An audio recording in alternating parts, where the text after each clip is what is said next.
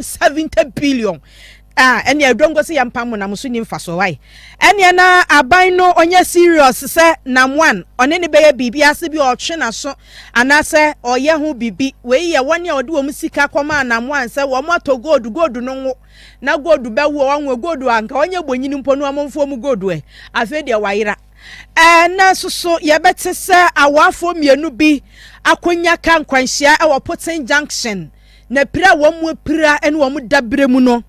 Edisa obehebi na nso etutoi wa hwoka yie ahwa wa hyenka mu yie na wankwa nkoto asanimu na samusimo bebo kro no o wanya abo abi ankwa nkwa wie se ogwan ma ye de bo afode ma ginkwa Yesu Kristo onipa mienu akwa wie anwan Aji Emmanuel ene Latif Adam o mienu afu Kenya asefo djuma edi di wa mo no next time wa hu panyi abeje ne bag ensam no doso pa me do kom krom Kata youth mabuna wa kata na chesa na me kwa matwam youth so matwam 40 enti me nka mo ho Kata mabunu ena ne wo mo edi ani bre akogu wo mo hene eso o na nka mo hene so de ne hojo pa o ye be kwa akotie de enti a emabuna wakato wo mpom ho asem na ne wo ne wo hene a ono so mpe ne ho asem enya ensam no doso pa ena yede bremo Cielo Optical Service ehwe ani nti wani hawa fakoho obem ahweni wanyina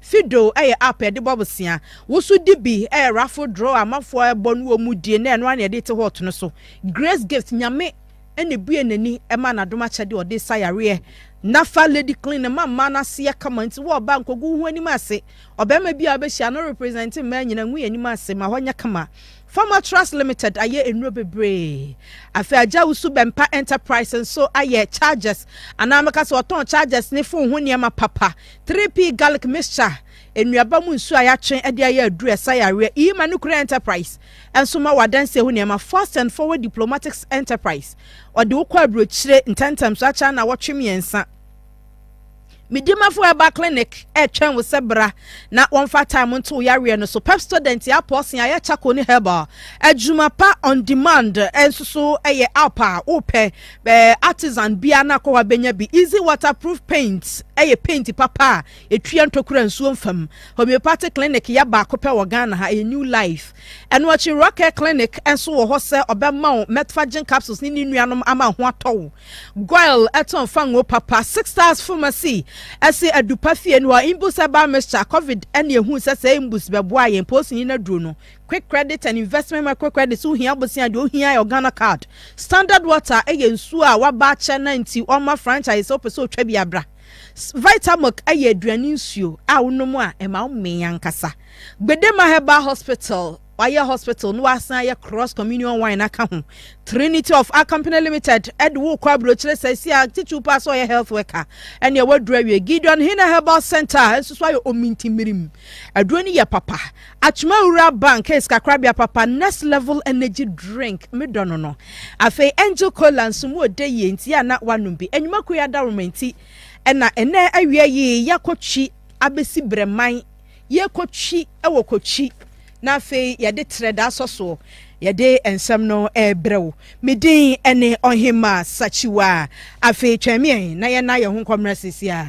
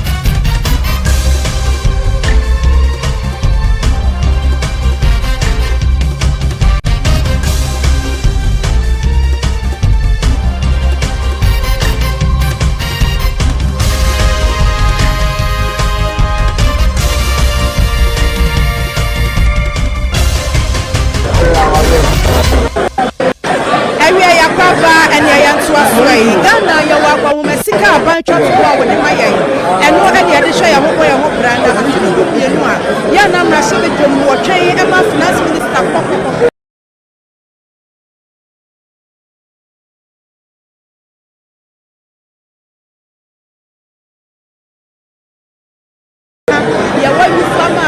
nya bi aka ho ana na se de ne ma no na ebi aka ensi dia sa ban bi se bi enka ho afi so kind of oriata 2023 media budget review no wakwakọ gina emrahye bedwomu a enne anida kwan se de AC ana se de Ghana sikasam ekro no obeka ni nyina a kire yen nanka ye di kan sheda se July de toso aduonu nson ena nanka okọ na wakwakọ kan nanka ne de toso aduonu num 25th ena na okọ kan ma yen ena bibi san kan mu a wo mo san etwe edekọ ne de toso aduonu nson na enso ni nyina mu na je ko aje bo kaka dwan ne ena je ba bedu entimi ka say oforiata ne bag no wogusu a wokeka niam si ani a enche bi obekwa akogina simpie so na afei wa kire yen sede yakọ homasika no ho sam esi ekọ ene yenkwai Prince Buadi PB wano ani yenua meka se ba media mu amrahye badwani ba akope wano ani Prince Buadi owo ahomaso yenko amrahye badwom ne yenko tie de ekoso Prince akwabo mejusu abu owo mi dia ti say dia wo mo ya campaign na jaiba ma fa megura amrahye badwom na honum etesen wo mo ba dodo ana na anu no mo ya miensa no nenso miensa sa ababa won ba bi no say amanyoko ni bi akire say owo ebonto anu nyina no ena nkosi eye ni fiada so de won entwen san eniti dom dodo a na won na ka won lead government business a won twetwe won ho ye won kwasa obehwe na won ma enya number say mo won ye adwuma no ele de won aba no dodo mu a dodo a ewa ase no eso ni minority for won so won nua no miensa da bia won be kokot won be kon won ma no ene won so atini dodo mu a won afa won ho ene yenim se media speaker dina no pa no won twi ntuo a ahye opade no eye kosibroni coat die no bi edoso pa metumi aka se MPs no dodo na no ahwe won coat ni on time etichimba no mu obapa mo yewra ken of oriata bedu na omedu ya se ahobo omde twan no ne tesen obapa chimba no mu de ni pie no wa beka sei na nya de se wewura ho eso ebo anopa no nkomu ho no na semre no speaker di dwuma bia wate atran foforo ana officer watu ni citizens below our parliament eno no na no wodi semre no na me hu se oman photo sanfo aba parliament a otwa mu ekọ job 600 ekọ majority leaders officer na one no ekodi kita ho nche ho na me last count am ni twa no so ofia de na we job 600 na ni kire yero seche mesa bosu office me pie no abeka say na feya na speaker ewrama onwa bompa ye wi a won ehwe won din onwa eba adwuma efiada no ene onwa ama enti chiba no mu de onye nwura ho but make me aka say finance minister or the promise of parliament abapa mo ane adwuma sanse adwuma die titiru a na ye hwakwan no hyase enti ya betwen so na bibie besi wachi no wo de abraye bresem pastor medase ya beso yeti for sir Minua Prince Buadi wano ewo parliament nti egusu aye twen ama finance minister Ken Oforiata Banafi ode de aka ababeto aso na yekoye nim no right honorable speaker of parliament Alban Sumani Bagben ebra no person obeye mampani no ye friend ask Bagben and ask Bagben aye amamre am we citizens bureau office ya eno ya bia ya waye eno hronkon ewo mrase bedwom ho a wase miminu mienu se yekọ parliament ne pe bibia ebebisa ehonom ne ebekọ nya fe ne yakọ akọ chamber ho yes kane o be dan da bi kwa ha fa ha da bi enne de ya hyeda eye baby de amagana fo miminu mienu ya wo ne civil society organizations na aka bomu a wo mo de ensembegu ho ama obi bia wo hia assembly fa parliament no kwa na se obowura ho no mo na enie na sa citizens bureau office no wo chemu se ebeboa se de be ya parliament ani CSO sa wo mo hia information o mo ko ho no na wo mo sa atimi aka yewra Alban Sumani Bagben wonko wura amrahye bedwom ho nyina ya sa adwuma no na oye sanse yesese wafuo do so a uye ni nyina ti wo ye no ansa na okwa akotena se ma yenkwa ne yenkwa tie ebra wo mu bie sa office na no asam a woka editwa ne fruma this no and it is with immense joy that I share this occasion with all of you present. Today, we do not only witness the induction of civil society actors and other interested groups and individuals in the wet stream of the legislature and to a front row on issues of governance, but we also celebrate the partnership between Parliament and civil society that the citizens below represent. Our mandate as duty bearers will only have meaning for the people we serve if we ensure the active participation of significant segments of the society in the work of Parliament. We must ensure that our work as a legislature advances the best interests of the people. Page 27. By including their thoughts and perspectives in what we do, by carrying them along in our work. As the world evolves, so do the beliefs, needs, challenges, hopes, and aspirations of the people we represent. We Alban Sumani Bagben Yawono Penny Awano and Speaker of Parliament and yet says Woye Juma Fufra, what do Honsem Ato Ejano. Na Yanko and Semfu from Yetisin Semfu from Rashibedwania, or Bogatanga Central near Isaac Adongo, and now what they told us when the entire Bank of Ghana, and that's what I know be sorry no Paco be upon us or Juma, more quiet day. Sankasa began a Sikano, ya bo a me safe credit seek and Korea Pumpem, and ye disca gumu ni asi yentwa hunsha mo bi anko wurama nkeye se ye di sika bejamo afinu kwa wieye na 70 billion Ghana cedis sika nkasa ayira no 68 billion na orane ni nyina apane ne nkeka wa na kwakodu 70 billion Ghana cedis ayira etuye emmemye ejatomu anasa yeden na ne na sabi obi a oho ayetua ne ka wagi allowances no ne so mfaso ne sanye radongo si asam no de hwe na so odwen ho a wonte ase omofo bekai se na no pa Angel Business News abo amane esa Bank of Ghana bu ni nkonta e wa afi 2020 mu no ante se sika eyiraye 68 billion na so de toto 2021 no ho a mfaso a Bank of Ghana nyaaye no na 1.6 billion enso na fe pepepe Bank of Ghana timi aboka 68 billion ya de ho nkeka wanyina kama 70 billion eno na dongo se asem we pa de na na Bank of Ghana no mo ho no omutimi masika ente se yira ene omo so mfaso ene se papa ise asem no odwen ho a wonte ase ma yenkwai na yenkonkotie se de Bank of Ghana sika yira yi enchimu ya wode ba ene se de wonte ase and normal any a good year and what Bank of Ghana yedi edia koniaban. Ushe senior na huode na aswatia ba and acquire boka 10 billion. Into Ushe reserve yesika yese Bank of Ghana and no ana yedi juma edi so inflation and no any yedi juma edi so interest rate and no any yedi juma Emma banks register on naso and no sasike any yedi juma Emma sidino enya hoden na depreciation rate no ejana naso eno ne friend reserves sa reserves no kwa no 70 billion ayere free Bank of Ghana sa 70 billion ni edidi sa kwali sa adwuma nyina o the regional committee council so kibia sikakra bia ye force ne say ojetire na odi adwuma no yibi beto Bank of Ghana that's a boa o coach memu a ye de aboa o sa sika no na o machine no say ne de Bank of Ghana NC Yesika Krabi NCCA mo monjina won naso no sika na This is Angel. I say we do depositor now do sika koma bank almost deposit Bank of Ghana no any action no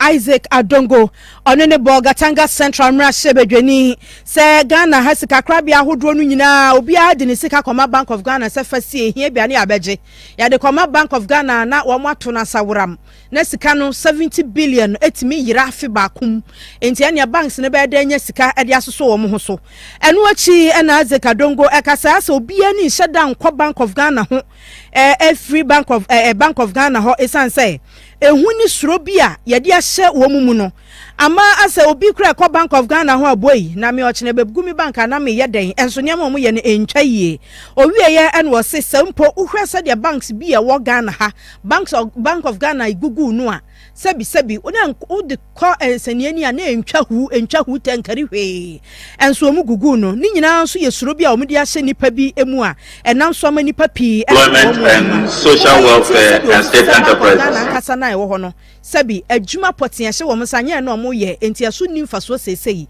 momye nkonkotie ne mra. It means the Bank of Ghana currently is not even fit for purpose.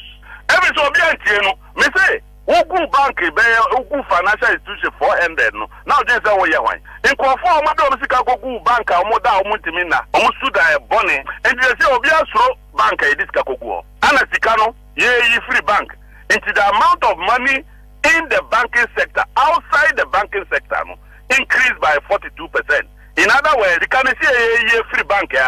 So banking sector clean up and a bono kokwa weti no. Ni musu so say they say conform for us can go to bank. It will increase interest rate. We increase amount. Every is a bank on what say ho. It will be a them other box.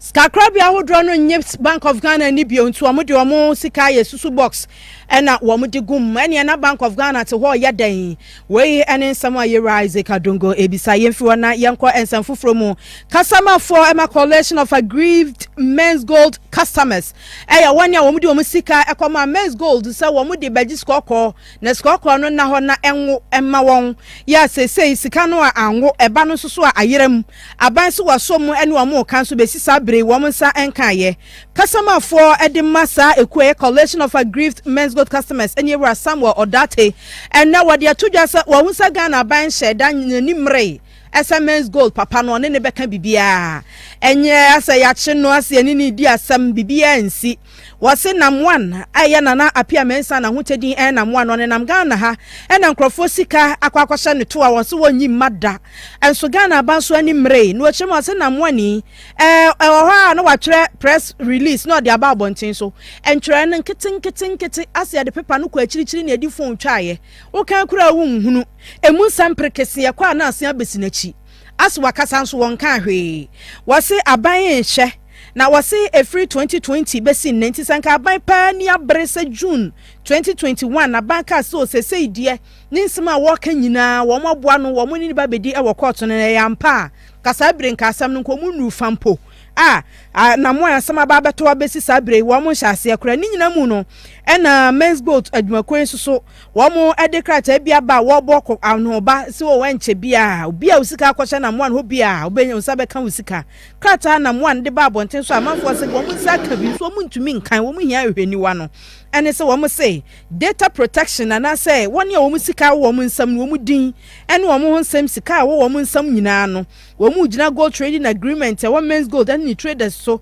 na wo mo bo ho ban se da be asam na huntue menkwa abonten so wo wi an wo se afi kwa be fa so atue sika no so wo mo tutu ni nyina se da be ya duru se wo mo tua penche bia enkonkobem we ye krata na mo ande ba abonten so na so ye roda tese wo hu owa ban na chita ntia wo ho ayese wo nkoka hwinchom ko ka bibi aba betente so kakra we o kan e wan ka hwe yesika no wo he eno ne ye hwehwe na we obeka ye dia do na se wonya aban manita na chinti di obe ya no no anytime customers ye got na sia na ye pese anya action be no wa release the BB so that it can calm them down so that they won't come out. Also every court date customers ye court.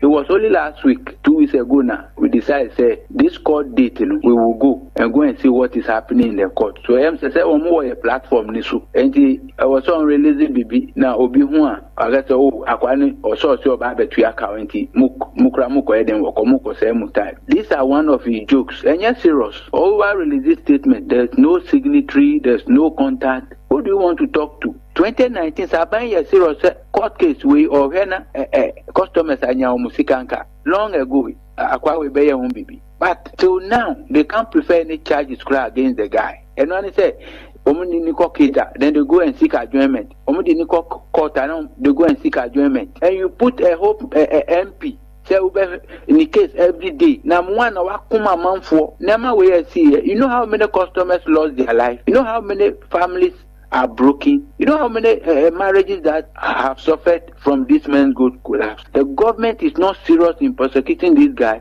so we get our money. All he's doing is joking with us. We a customer for the men's gold customers zero date and as who said na one Edwo Diagro na Mr. Date Mwati group na so bi de bia no akoka de mo po akere na mo mun tifofrai na munyi sa nipa ni free so de be ya mo bopo na betimi akọ na nimu na mo aho ahometi o yanko yanimu en meka wo se kase boyfriend Angel 102.9 FM ye transmit live o Facebook eno achi no yesa wo Angel TV so na yesa so ewo YouTube nti ko ABN Angel Broadcasting Network ehon so obeti ye honsam honom ama watimi atebi yanko yanim abeto dwase nkwanhia kase bi asi ama busua bi eboso jetere pa nipa ngui na so omhwe se de omade hye ne prepra omutimu sesa empo womu a womu dididem asemi si ama yedi nipa mienu a wom ya wafo na kwato potin polyclinic ya womu chemu se ka makomako nan ene pempem so e wo Toninsko junction ya ogomu apotin empotemu o kaswa Cape Coast Quantum Points wo mfifi mantamu wom Toyota Corolla car ya ne number ya AS 367714 Hyundai Pilot ya no se GT 8111-10 ene kwa pem tipa truck ena face Sprinter Benz bus na je se otimi senkwanhia no ano o hye cars na e wo ho no mienu a ya Hyundai Pilot ene friend say Corolla no de utum so on be bre papa Sprinter den tipa truck den na kan keto mienu munue na yamani boni akoko pie asemi so ene ebo Anderson ohu de si ye ene di nkomo ene waka say na droba no o tu Toyota Corolla no ofiri Accra okọ Winneba kwan no so na naka miensa no so a eka ho no wo nyina so firi Winneba omo ba Accra enti ebo Anderson kire say Toyota Corolla no eyi firi ono ne kwan mu enu otisi womu a womu free Cape Coast ena e bankran no kwan mu ena bang etu odi kan pem de odi kan no pem ne time ne paye tipa truck no timienu no aka na e wo akire no ena kyese womu susu ba be hia nkwanhia ne bi na wasi nipa mienu a no womu Toyota Corolla mu no womu we awafo mienu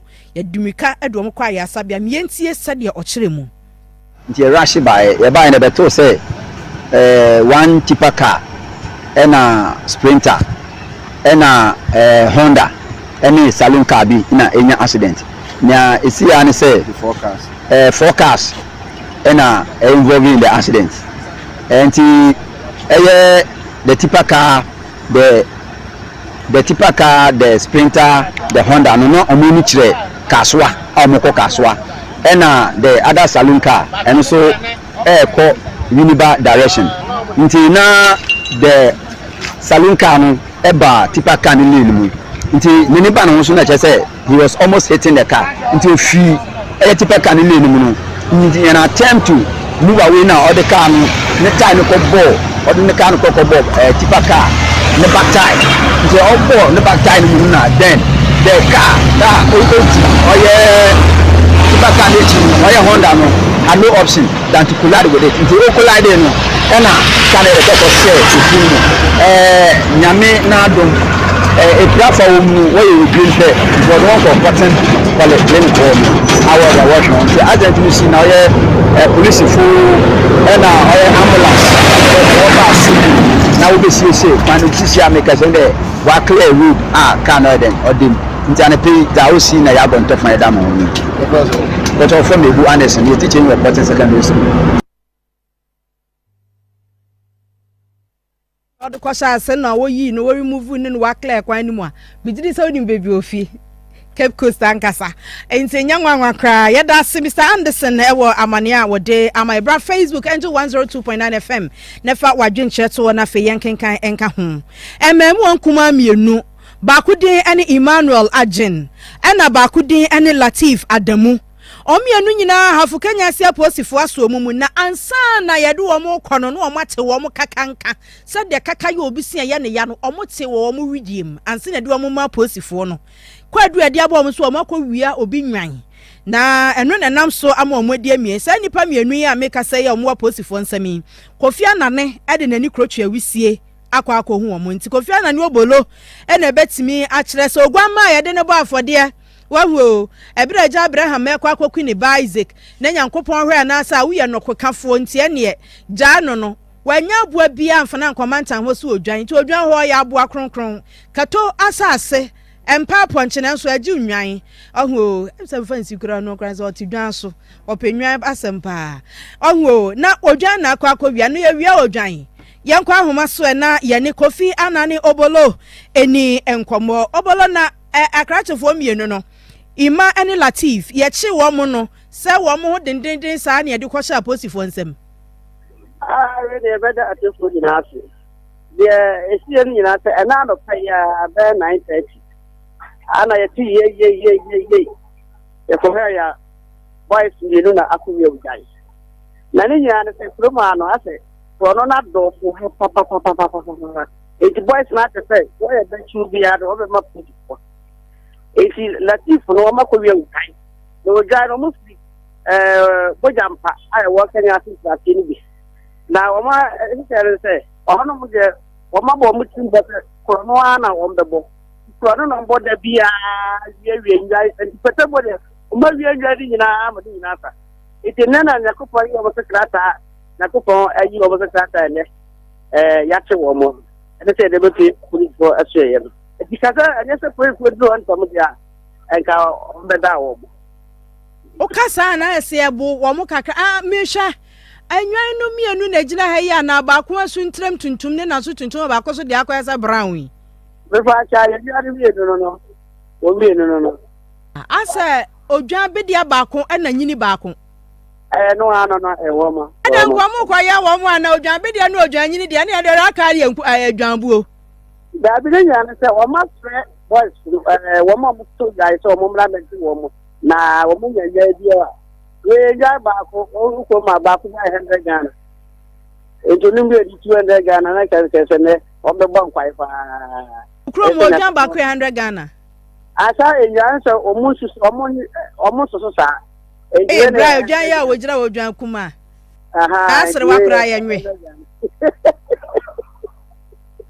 nu odwan wa nyi adu sei na obi dwa be de nipa ba ko nwan no mu wi aya na nipa ba ko o ja no o ma ya ba ni ko enya hu nipa na mu ko ya ni ja no enya hu no e ja fe na mi je ta ise me nam e ko asa me ko kra wa ko he nipa na wo mu ya ni ja no amamu ani mi anu na gina nwan no ho no amamu ani mi no omo de o ba ko ni ti no hwa wa twero bibi esi ene wa twero gu ni ti ho no ho na ka me pe ka ni ti na wo ye no but wa menka ni ya no dan ya no dan yasi pomu de krono no ma ya from the box ko no wajuma enya wajuma no mo ye wo bujampa aya e wa ha kenya bujampa tina ese wo bo bra pa de bu amfa ho nyim oso se me de me nipa bone me nya bone bia nso ma yimi ti ma dro ma twetwere ho esa ya pam kromfo ane ye ba wo ho ohun krachi ya wo gina ho akwa bi obi dwan be de ni dwan nyini na ne mo nwanbuo na mo fa nwumu e na nka mo so ma ye mo de obolo mo ni adwuma ti de be se wa che bia na wo de amayen That's it. Emamu amienu akwa wi adwanyini ni dwabede e wo ahafo Kenya ase na ne nyame ayi wo so ahaban ama wo mada da di a yedi wo mumu eku a Angel 102.9 FM. This is Angel 102.9.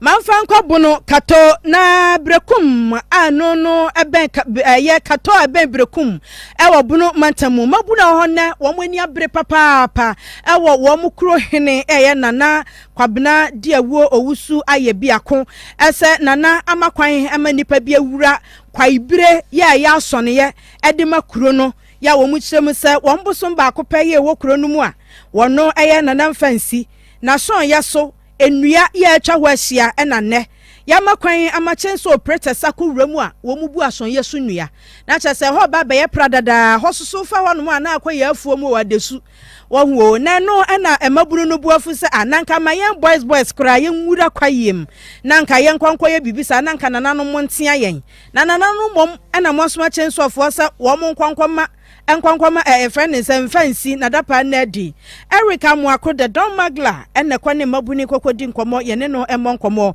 Erica kwa bana kato mabunu no wo mo sin na nkomo apesu wo mu twa enua no ene ama wo ntwa de ama howo ana se fancy kwaye na ye twa na ye wo mo ya yo mira asese chwa sabre de mame mo bia akwa ba de ba Angel TV so emrante na se mo kan nyina ne se enua no a ewo ho no eye omo nananom nua omo ankasa adua a omo atwa ho kama omo aye omo adwen se ensi ho se ne be ya mpanyimfo ade bi omo ye ho bi omo wura mo behu se ye sampa omo nua kese kama wo ho na eno na eye katohene nana owusu hello seshwa patro yetio pa ma report nko sa na te pepe na eno na katohene kire se osrem mabunu no omfa enua no enkonko ya ade bia na ade ode kwa akoye ne se eye the background so kama wasi e wakato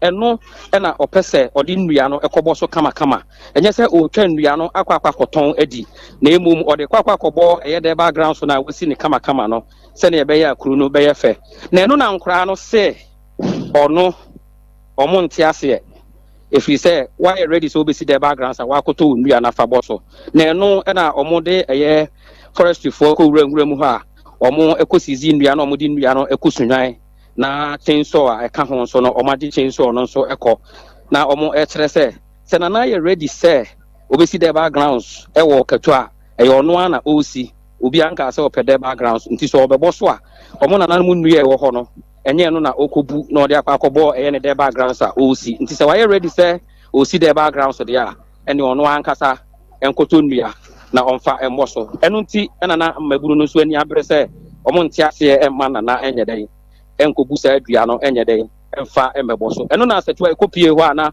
omo abudua na to ho omo paya omo so ani abre se nnua o mapa ne de se bebo the background so de forestry form be fanko sunai na sano the background no omo mpe ana nko omo e ka do so mbedi di to de aboso ena na pa nnua omo si omo nsuma na so si the background so bia ma omo nti se wa kusi the background so a wa koto nnua na fa boso eno na na kire se the background so na wasi no enye ne dia e kuro na dia nti se okwa koto dua akoboka na ode abebo eye the background so no na se nnua ne bi wo ho a ade nti na onkohu nananom ngu nsa ensre ne nananom se nananom nnua me ba betwa me nkoton endi na emmom me de ya ade e de aboa kuro no eno nti na ma okobo wura ho a okotwa ase nnua na mrante no so mo so enti ase no nti why ready on wankoto nnua na onfa enkobo eye the background so osi e wakato no so yeyi sesei aposifo na bama na sa forestry fo nkwa na bam sesi e kasa nnua no wo hen sesi aye kasa de eye nnua eye nana de awu owusu a otoso wo mienu eko ema ne mrante no kotwa e wo nwura mu ho no forestry fo ababa befa eye nnua no age chainsaw na omodi e twa nnua no so aka ho e de omoni akere mu ewo eye sunwan a omodi nnua kwakwa kogu ho afi na mpanfo ka ho asem na omahwe se forestry fund nnua no bema eye nana di awu owusu se osere no a omfa nkobo eye de background so no so ana se ofa no de ama aban mrante na se omodi omonte ase nti se nana ye ready so see the background sa ono ankasa enkoto ni nnua na omfa emmoso mo ene wa mane ye beboso na fei yakọ na yakọ akọpena na so anum asem atie Eric bibia ka kira na kire na de mesre nyina ne se maburu no yesre omo a omo ento omo bo se na na ka no utie na interview ne ye na osusu se asenkrofo bi ehye kire na omo ema mrante no de mma ene sekan no ba nwura mu ha omo de beto hye eye omo anom kuta chainsaw no so ana omo twa nnua no abra ye kopie ho no wo video na hu se mrante no na omo e twa nnua no omo anana esoma omo ana omo e twa nnua no eno na mrante no koturu ho no ana omo so omo nti ase no gidigidi kakra ba ya forestry for by on be fa de ko nti yesrem mabru no omo wakato ne se yesre omo a omo mabibia ntodin so obi kura mpo na be soma ba bia se wo hwe na obo wo life no ho ban kakra Sakyiwaa mo ane adwuma ya behwese ebenya nana na yetie nanum asem na de wo ho bia no ono so ene yen ache na maburu no so ya besese mpanifo to sa ekwankwada diem dan ya yesiesi wei mumpo na mbedi so mfaso enti sa tie bia na se yekro sika na yede ayo na yede kro nua na eboso a ya ma ye nyina enti mumma sebi de ewo ye menase ane achinyegye bia nto na papa eba yesi efre yi a yakasa yi mra se ye ni yie mu nko ade a yenhwe se ye be ma breyo ani din yo haba na fei yetimi anya bibi papa ye de be sekuro no animunyam Blackberry Trace cupcake no enu bi na osa me tokokwa makato youth ka me pelides no na me de abramo amoma che se de be obi a be di ade de na nakoma ato ne yam ye de mentwemetwe saa e be ma niam bebira aka achi enti misra wa monhwe Blackberry Trace cupcake no your vanilla any chocolate ones a ni nyina ede na ode ma akwada odi eyeye pani susu di a eyeye Mr. Wa ko area corner stores ni nyina ne kope bi na eye kama pa Dr. Gbedema aso eye ho wa ye cross communion wine ya ene ensori no eno an obi ayusu sanse papa wo ye nhabanuro enti wo so wo ye wine amawo a utimu se wonimunia ma okeka bom not just any businessman but obi o ye nhaban ode nhaban ya de cross communion wine eye pa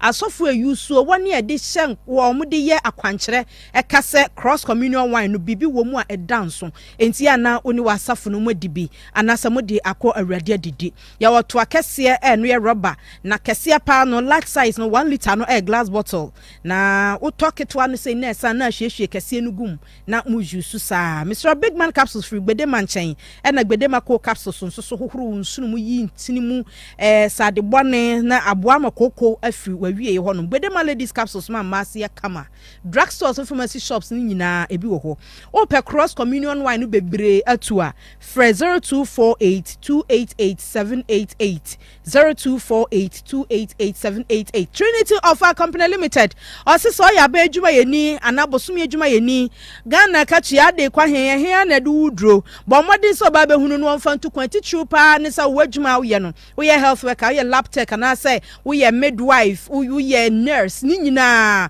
Trinity of our company limited ade wo kwa brochire britia bi mu osime kan cho say US na sa Canada UK ana say bia Schengen state ni bia Spain Italy Germany ne nkeka ho a bra na behu no odo be kwa sundwe mu frɛ no e wo 0205572076 ana 0531633556 na any Trinity of our company limited any enkomo midima for herbal clinic Dr. Adujamfi na hotedi ni Dr. Tam da so enye ono ana faaye obi yare no wako oso o doctor ntimi yare ebeko ana o ka kire nse wei acha 2 weeks o ho beto beko wejuma enna na o hye no prepare no wasori wako adwuma ampa we dia doctor at the time atoso no obi nso aba doctor we dia time da so no obi aba na madina ka ho Dr. Time da so so kone kwakwajo time sanso o hye breto we are no so a enkwada penis enlargement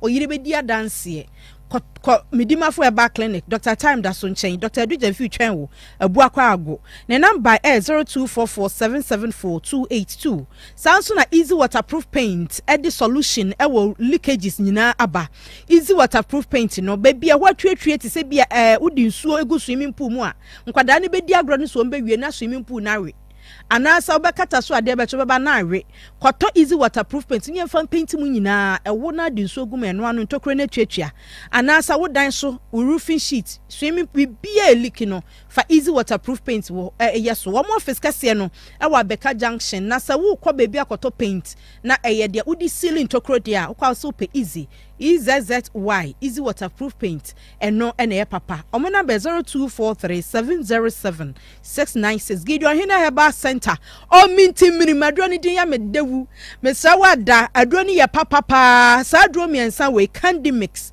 o minti mirim Gideon Hina Heba cream sawo your bad de nti e wo sawo yusu binie sawo jonso na moja wo mu a de wonom usande bi fa ho no ebema ni nyina afi ho rashes bi aba begu wakosu yakuma na no a anasa insider koto candy mix o minti minim any Gideon Hina herbal cream oni obema hia na wote yawa aduro miensen ka bom afi wo menstrual disorders ka bom wo white discharge bia na kankan bi wo ho a kasa aduro miensen bom wo yo obema nso aduro miensen ya wo dwonso na nsufufo bi firi obema ana ne oba hia ya na ho sane ana se ebia na so wo rashes wo dua ho ana weak erection candy mix o minti minim Gideon Hina Herbal Center sime control say ebeboa wo friend 0530977943 baby ato wo Ghana ha aduro bia ukwana bo sa aduro idian na Gideon Hina aduro no miensa no a ombeyi bi ama aja wusu bempanie rescue charges fee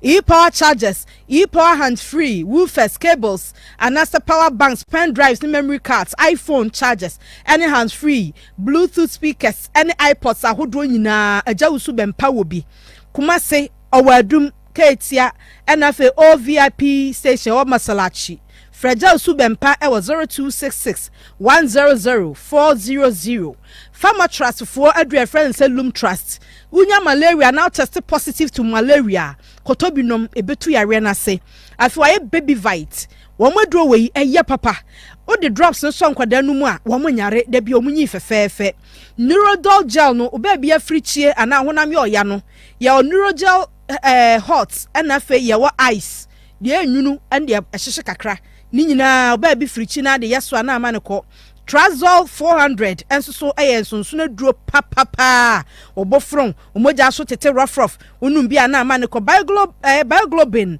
syrup and the capsules so ye mpanimfo moje duro a eboa yen fra 0561088666 enura mabobodi mu nyina fama transfer na ye yeso ato apete pharmacy shop bia akwa benya bi ato ima no krisi woto asase wi a ekosisa wo ba wie dan no de safo na kredo atum ohun niam nyina enua cement, plumbing materials, electrical materials, hardwares, BBL will be anti-freno. I was 0241 389 385 anasa kwa amrehia adenta kwano so adenta dodo waka kramwadu tobutu ono e ho na e-money enterprise e wo wusu di bi raffle no enne se de wiase ayo no so amfa ho antoto niam bi se so chale niam be di atia o eno an ekrakra yemu sa wusu di bi raffle no eno an se obefa ufo no adal star 920 star 96 hash star 920 star 96 hash ebio star 920 96 hash na fei wanya akwanya ado ho awuremu a wobenya bi na so odi a check how far onti bibia se afre 0593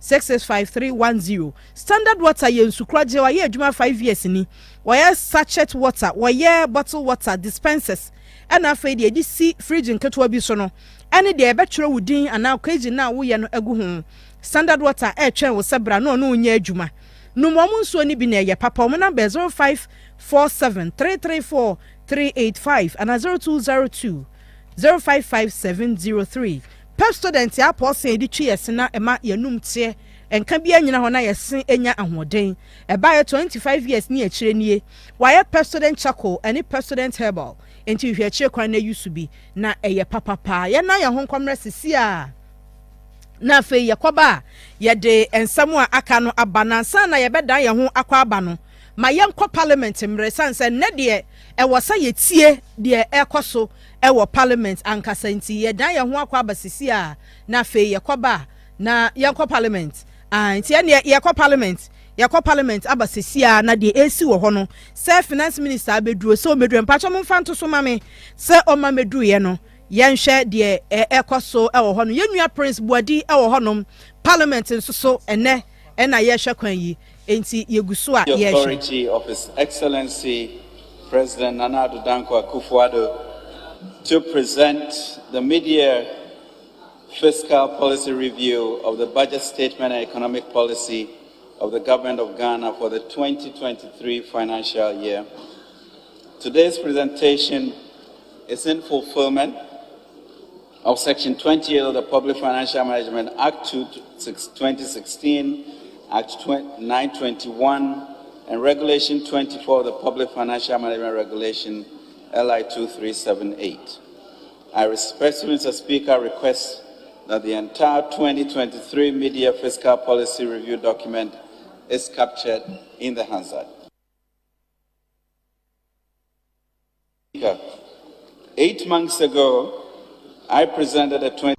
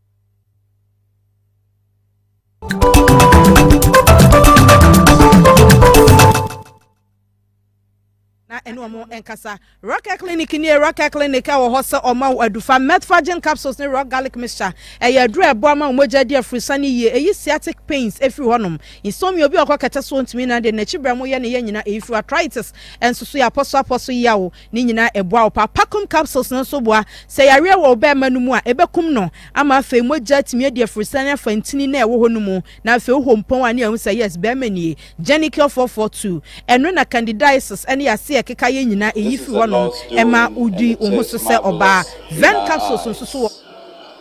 This turning the corner is underpinned by the investments and sacrifices we have collectively made during the difficult period since March 2020. Mr. Speaker, it is important that we acknowledge some of the major milestones that this country has experienced in the last 3 years. We should, quote, be still and appreciate that despite our challenges as a country, we have been saved from many extreme conditions that others have suffered, including peace, health, security, continuous supply of power, and life itself indeed. Over the period, the country has gone through extremely difficult circumstances, and the gratitude of His Excellency the President and his government goes to the good people of Ghana for their patience, understanding, and positive contributions to government efforts to weather the storms. During the COVID-19 period, we indeed lost family members and friends.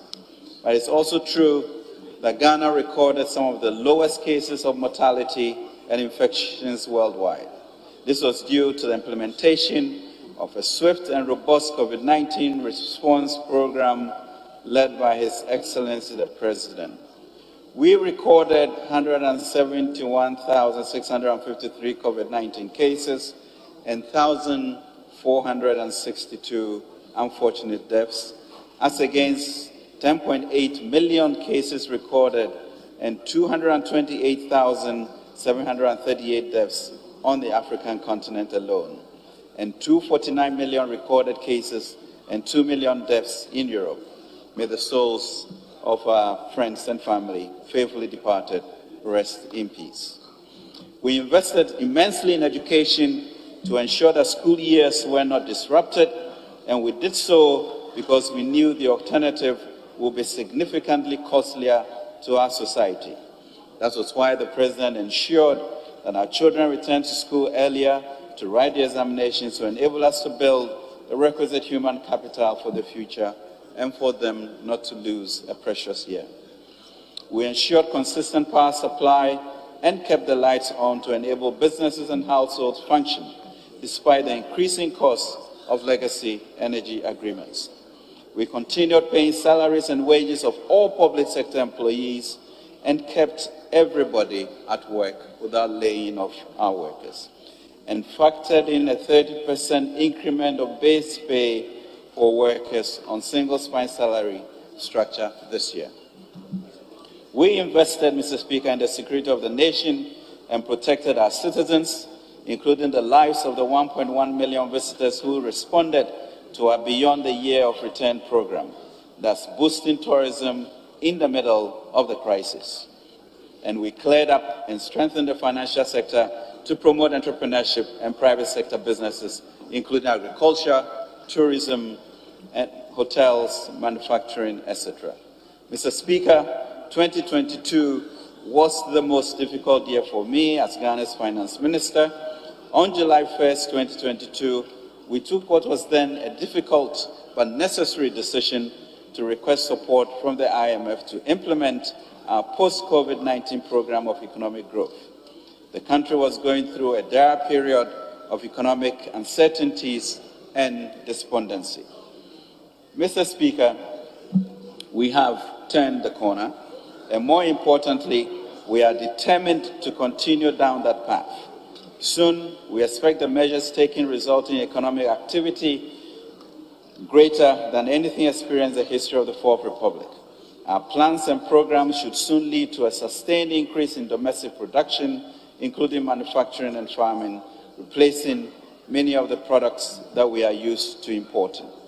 Mr. Speaker, when I presented the 2023 budget in November last year, I indicated that we will pursue major fiscal and monetary policy measures within the framework of the PCPEG. Our coordinated response to the macro fiscal challenges, which His Excellency the President charged us to develop in March 2022 before going to the IMF, that's the PCPEG. As a first step towards fulfilling this objective, Parliament passed the revenue and expenditure measures as well as several other macro-critical economic policies. Honourable Minister, just a minute. The First Deputy Speaker to take the chair.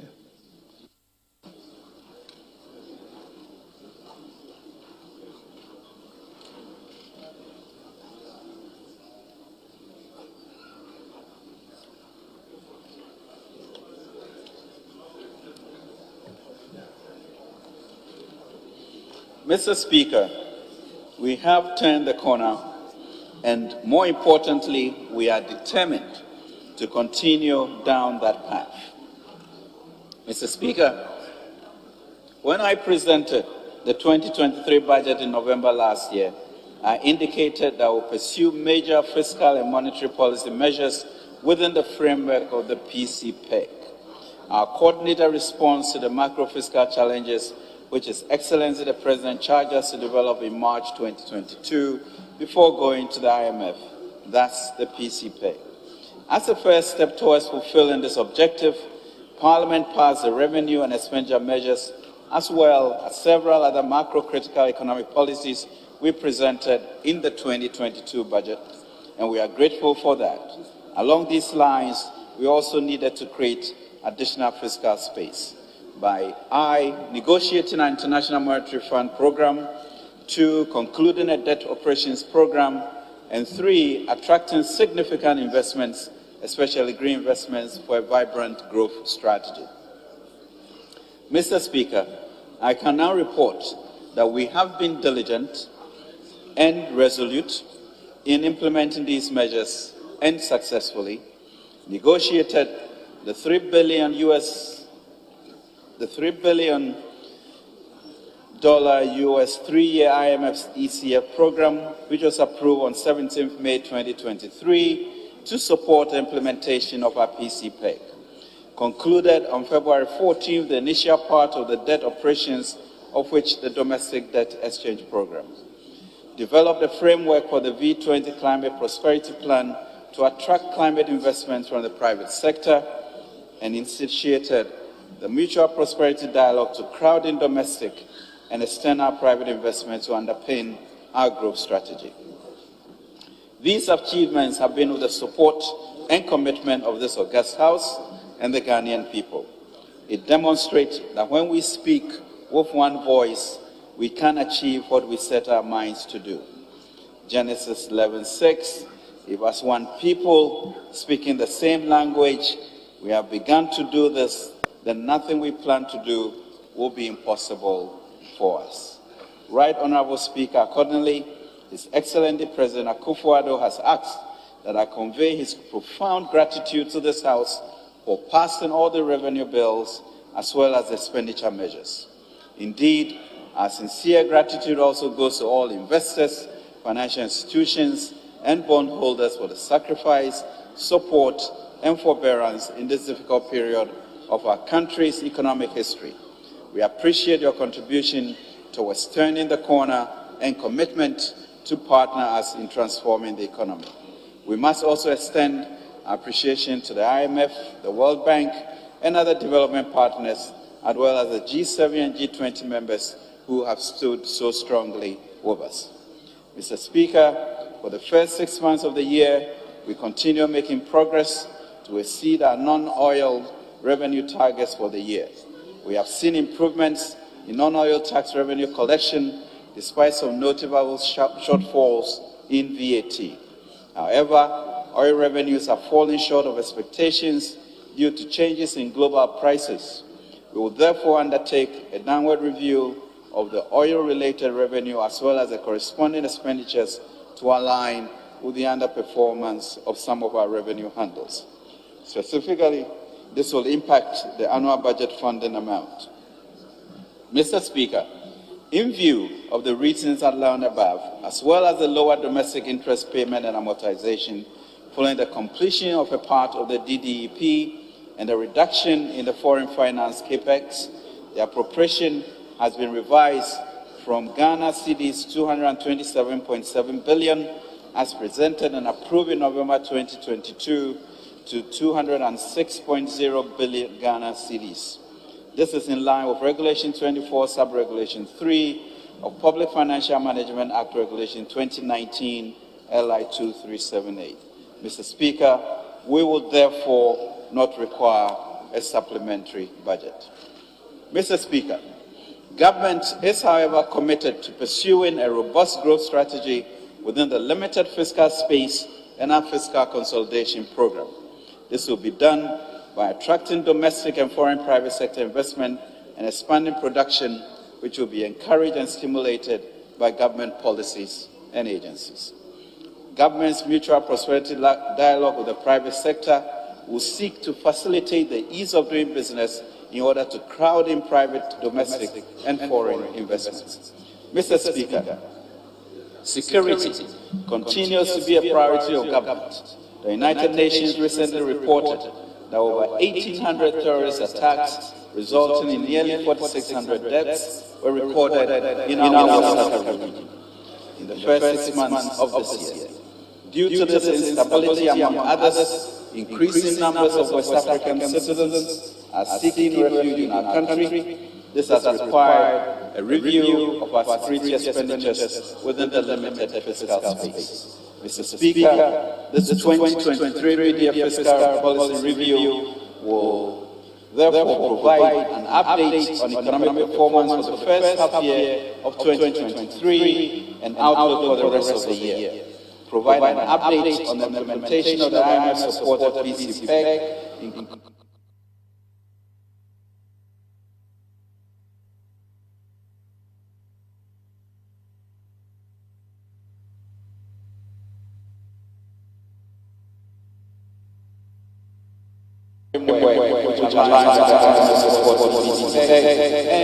and outline government's growth strategy to drive the recovery process.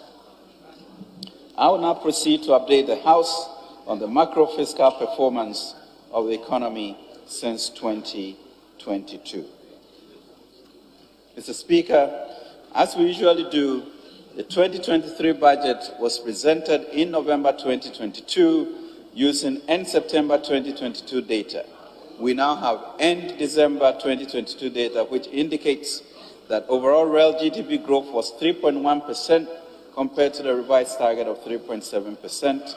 Non-oil real GDP growth was 3.8% compared to the revised target of 4.3%. End December inflation rate of 54.1% compared to the projected 28.5%.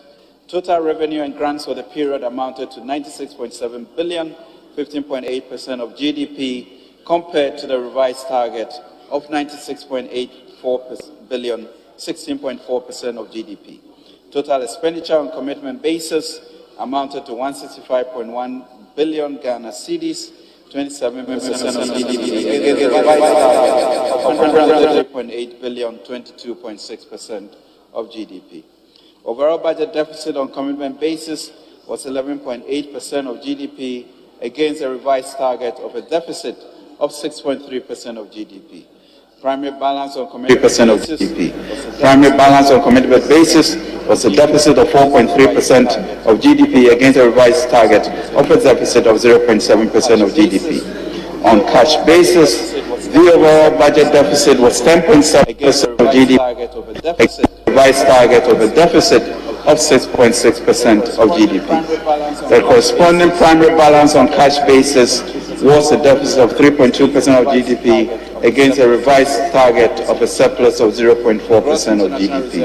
And gross international reserves was equivalent to 2.7 months of import cover. Mr. Speaker, with approval of Parliament, government set out to achieve the following key macroeconomic targets for 2023. Overall real GDP growth of 2.8%, non-oil real GDP growth of 3%, end December inflation rate of 18.9%, overall budget deficit of 5.9% of GDP on commitment basis, and 7.7% on cash basis. Primary balance commitment basis of a surplus of 0.7% of GDP and a deficit of 1.1% of GDP on cash basis, and gross international reserve to cover not less than 3.3 months of imports.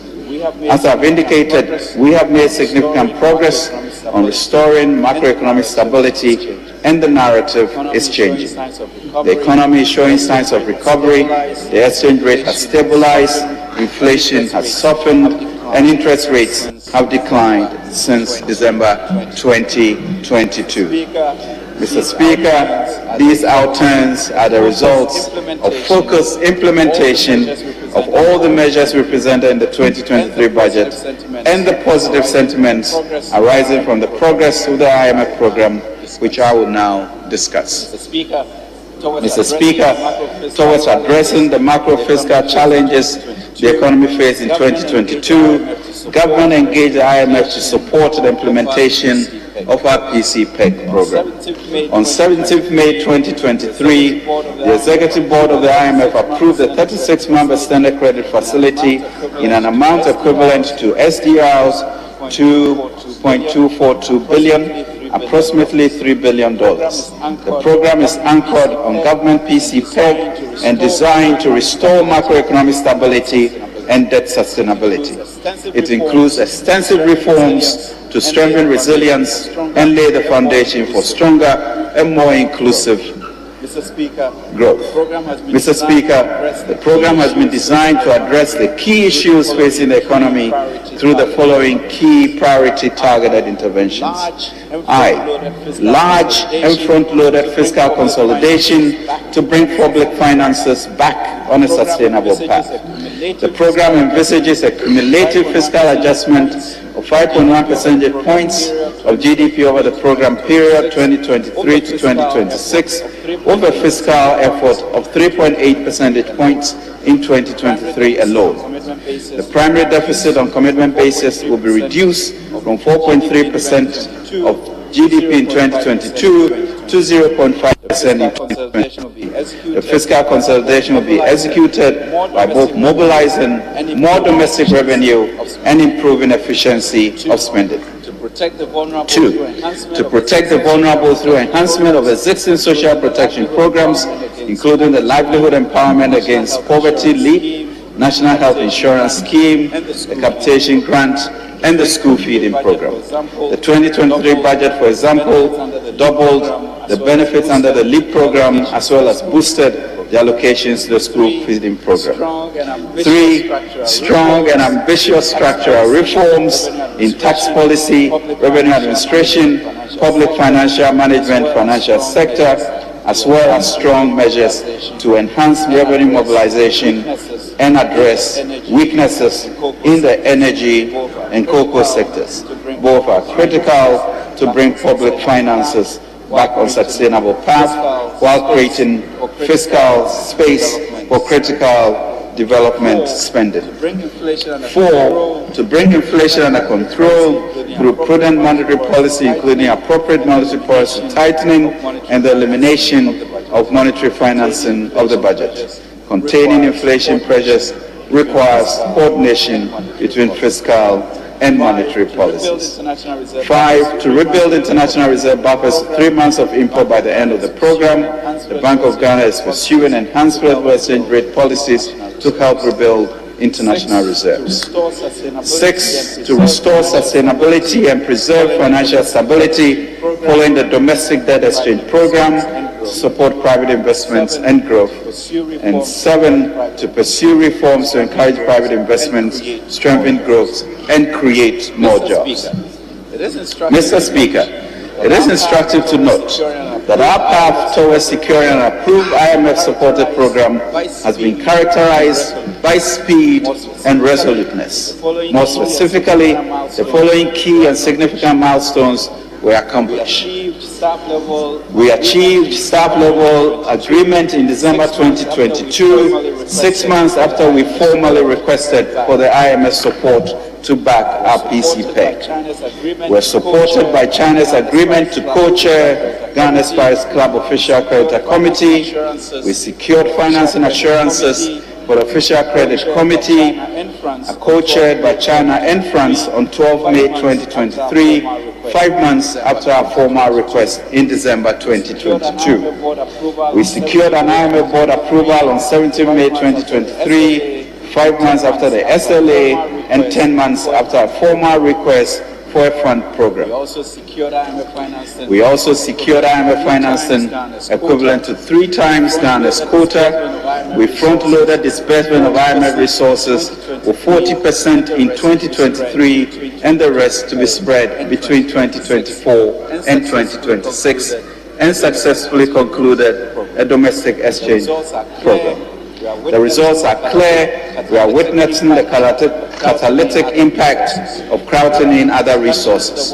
We are in discussions with the World Bank for a 900 million development policy operation and emergency support. The United States, through the International Development Finance Corporation, has announced a program to invest 300 million towards the construction of a data center under the G7 Partnership for Global Infrastructure and Investments. This is through the Development Finance Corporation of the U.S. Mr. Speaker, several key stakeholders played diverse roles in Ghana's successful journey towards approval of the IMF-supported program. On behalf of His Excellency the President, I would like to again express our sincere gratitude to the Right Honourable Speaker, members of Parliament, our participating bondholders, retirees, financial institutions, and other stakeholders who played critical roles. Permit me to express our sincere gratitude to the Managing Director of the IMF, a team led by its Country Director, Stefan Roder, and the Executive Board for providing the unfathomable cooperation throughout the whole process. We are also grateful to the World Bank Group, the U.S. Treasury, U.S. Development Finance Corporation. Government appreciates our other development partners, both multilaterals like AFDB and AfriExim, and bilaterals for their support under the program. Mr. Speaker, as a nation, we must and will prevail. Indeed, our only recourse is to be successful at the upcoming first review of the program in September 2023 and all other subsequent reviews. We are therefore respectfully calling on every member of this August House and all our fellow Ghanaians to support these reforms. Mr. Speaker, to support the effective implementation of the IMF-supported PCPEG, the government has put in place an implementation strategy. Status of progress towards achieving the program objectives. Mr. Speaker, the IMF-supported program will be monitored and reviewed semi-annually based on agreed targets to be met by end June and end December each year. We will prepare for a comprehensive assessment of the targets by the IMF during the first review in September 2023, which will assess 9 structural benchmarks, 6 quantitative performance criteria, and 3 indicative targets in 2023. Mr. Speaker, the IMF-supported PCPEC has also prioritized social protection reforms to ensure that the vulnerable are protected from the impact of the ongoing fiscal adjustment. Social spending on health, social protection, and education will be closely monitored to ensure timely disbursement of funds to beneficiaries. In addition, an indexation mechanism for benefits under the LEAP program will be put in place by end September 2023. Furthermore, the coverage of LEAP will be expanded and its targeting improved to cover the extreme poor by 2024.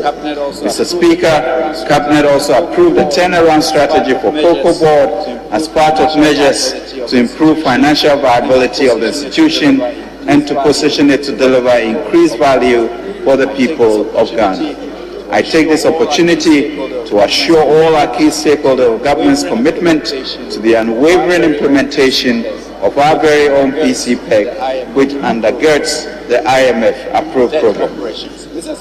Debt operations. Mr. Speaker, we announced in the 2023 budget statement that we will embark on a debt restructuring program to alleviate fiscal pressures by 1, reducing debt servicing costs, 2, improving debt sustainability, and 3, ensuring macroeconomic stability and economic growth. The restructuring is critical to the implementation of the program. To ensure return to the path of debt sustainability, a comprehensive debt strategy centered on a restructuring program was pursued. Mr. Speaker, the perimeter for the restructuring includes both domestic, central government, and debt, and some parastatals and external. The main aim of the operations is to reduce debt servicing costs and restore our debt sustainability. The debt operation focuses on achieving by 2028 the present value of overall debt and external debt to GDP to below 55% and 40% thresholds respectively, and 2, external debt service to revenue and exports to revenue below the 18% and 15% thresholds respectively. Mr. Speaker, on the domestic debt exchange program, on 5th December 2022, government launched the DDEP in a transparent manner while seeking to minimize its impact on bondholders. After 3 months of negotiations with the different bondholder groups and amendments to the original terms, government successfully completed the DDEP on 14 February 2022. Total bonds outstanding at the settlement date amounted to 126.978 billion Ghana cedis, of which 29.286 billion were held by pension funds, bringing the total eligible bonds to 97.7 billion cedis. The ministry received final participation of 88.9 billion Ghana cedis, representing 84.9% of total eligible bonds. The DDP has provided the government with increased fiscal flexibility and addressed cash and other liquidity constraints. Once again, we are grateful to all investors who participated in this exchange. Mr. Speaker, to complete the domestic debt operations, government announced in April 2023 its intention to further pursue the discussions around the following domestic debt instruments, which were excluded from the DDEP perimeter then. Energy sector independent power producers, cocoa bills, local US dollar denominated bonds, and Bank of Ghana non-tradable debt. Out of these remaining debt instruments, government launched debt operations for the cocoa bills and local US denominated bonds on 14th July 2023. The settlement date is today, Mr. Speaker, 31st July 2023, and we look forward to a successful operation. Mr. Speaker, although pension funds were exempted from the main DDEP, we continue to engage them. Mr. Speaker, we are also engaging with the IPPs on debt relief and financing arrangements to achieve both debt sustainability for Ghana and financial sustainability for the energy sector. As part of the restructuring projects for external debt, government requested the treatment of the bilateral debt under the G20 Common Framework beyond the Debt Service Suspension Initiative. Government also held a series of engagements with its bilateral creditors via the Paris Club to provide financing assurances to support Ghana's IMF ECF request. The official creditor committee for bilateral creditors was established and co-chaired by China and France. The committee provided financing assurances on 12 May, as I stated, to support the IMF's board approval of Ghana's IMF ECF request on 17 May 2023. Mr. Speaker, government has also begun the process of negotiating with its commercial creditors, our Eurobond investors. 2 bondholder groups have been formed comprising domestic and regional bondholders as well as international bondholders. Government has already shared a set of data and scenarios to commence discussions. On the restructuring of Eurobonds, we expect to receive counter offers from the bondholders in the short term and envisage an agreement by year end. Mr. Speaker, the financial sector comprising commercial banks, special deposit-taking institutions, insurance sector, fund managers participated significantly in the DDEP. The effects of the debt operation of the financial sector is elevated liquidity and solvency risk from impairment losses. Regulators, including the Bank of Ghana, provide a temporary regulatory forbearance to mitigate the liquidity impact of the DDEP. Importantly, government is working with key partners to establish a Ghana Financial Stability Fund to provide liquidity and solvency support to the financial institutions. The eligibility criteria agreed with regulators and international partners will be published soon. Mr. Speaker, these macroprudential interventions and operations were also to address the impact of the large external shocks within a wider global economic context, which I now proceed to discuss. Mr. Speaker, we are also mindful of the impact of the debt exchange program on individuals, and government is working hard to stabilize the economy towards a faster economic recovery to ameliorate impact on the welfare of individuals. Mr. Speaker, global developments. The global economy continues to struggle through a patchy recovery phase following the shocks, including those from the COVID-19 pandemic and the Russia-Ukraine war. It is within such context that the IMF in its April 2023 World Economic Outlook update projects global output growth to decline significantly to 2.8% in 2023 from 3.4% in 2022, before rising slightly to 3% in 2024. The projected slowdown reflects synchronous policy tightening around the globe, especially in the United States, Euro areas, the United Kingdom and China, to contain the surge in inflation and worsening financial conditions. Despite signs of modest growth in early 2023, persistent high inflation and the global financial market turmoil are proving too strong and dampened hopes of a robust recovery.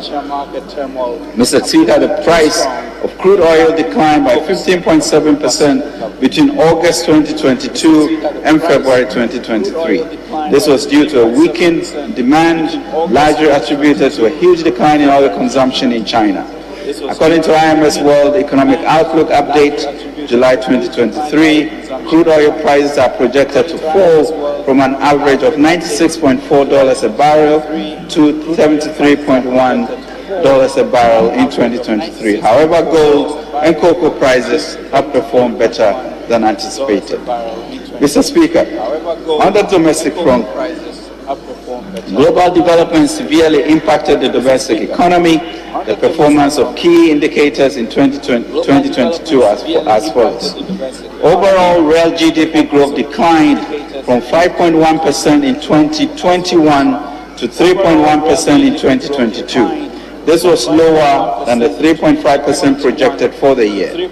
Non-oil GDP growth declined over the period, recording a growth of 3.8% compared to 6.6% recorded in 2021.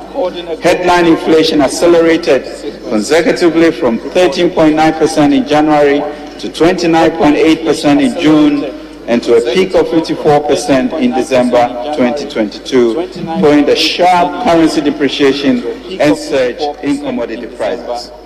Interest rates broadly trended upwards across the spectrum of the yield curve, consistent with the tightening policy stance. The 91-day and 182-day Treasury bill rates increased to 35.48% and 36.23% respectively in December 2022, from 12.49% and 13.19% respectively in the same period 2021.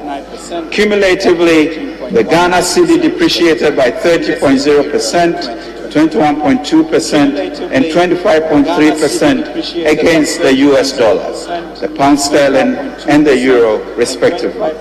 This compared with an appreciation of 3.5% against the euro and a depreciation of 4.1% and 3.1% against the US dollar and the pound respectively in 2021. and gross international reserves declined by $3.457 billion to $6.238 billion to 2.7 months of import cover. Mr. Speaker, on the fiscal front, there were several key developments in 2022. Government sought to, among others, strengthen its fiscal consolidation program, which commenced in 2021.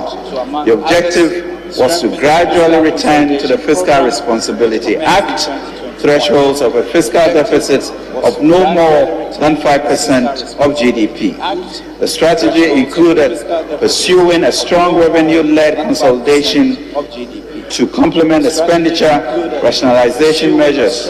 However, owing to the several factors, government fiscal policy suffered major setbacks from both external and domestic shocks.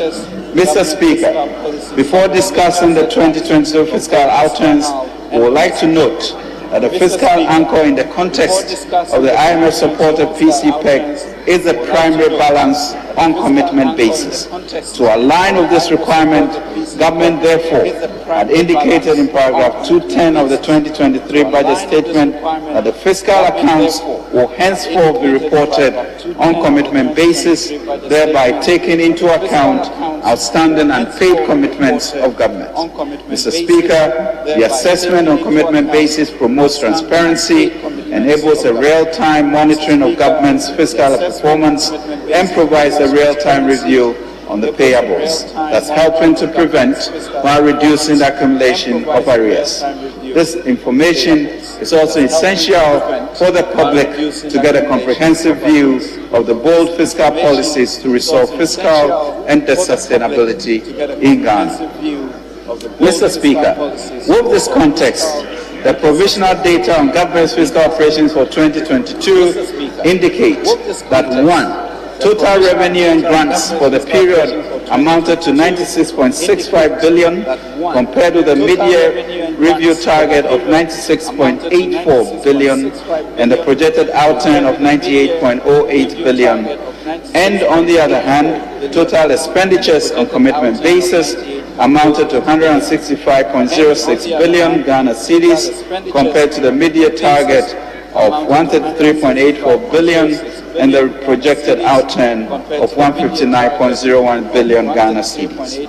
Mr. Speaker, the higher expenditure together with the lower revenue outturn resulted in an overall budget deficit on commitment basis of 72.19 billion, 11.8% of GDP, compared to the 2022 mid-year review target of 37 billion, 6.3% of GDP, and the projected outturn of 60.9 billion, 9.9% of GDP.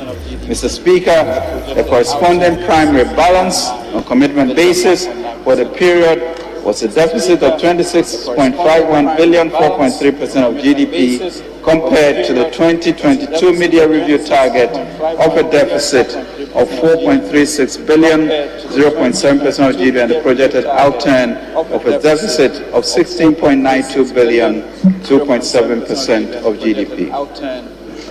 Petroleum revenue and utilization for 2022. Mr. Speaker, total petroleum receipts, proceeds from liftings and other petroleum receipts, as of December 2022, amounted to 1.43 billion.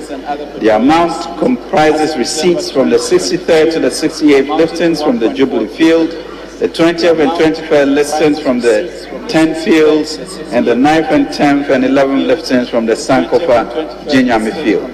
In addition to the total receipts for the year under review, petroleum receipts that spilled over from 2021 to 2022 was $14.82 million, bringing the total amount distributed to $1.44 billion. This compares with the amount distributed of $808.6 million for the same period in 2021. A total of $581.5 million was transferred into the Ghana Petroleum Funds 2022, compared to $227 million in 2021. Out of the amount transferred, the Ghana Heritage Fund received 174 million against 68 million in 2021, while the Ghana Stabilization Fund received 407.06 million compared to 159.24 million in 2021. The total amount transferred in 2022 from petroleum liftings and related proceeds to the annual budget was $526.31 million compared to $352.79 million in 2021. Mr. Speaker, on public debt developments, as at the end December 2022, Ghana's central government debt and guaranteed debt in nominal terms stood provisionally at 435.3 billion, up from 351.8 billion at end 2021, representing an increase of 23.7%.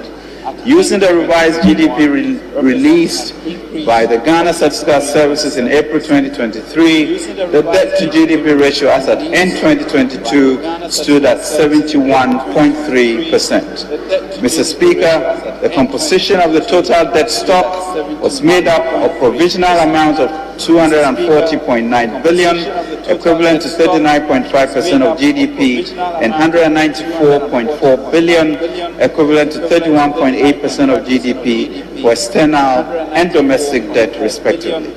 Mr. Speaker, I now proceed to update the House on the performance of the economy since January 2023 and the reason why there's a consensus that we are indeed turning the corner. Available data indicates that overall first quarter growth for 2023 was 4.2%, up from 3% recorded for the same period in 2022.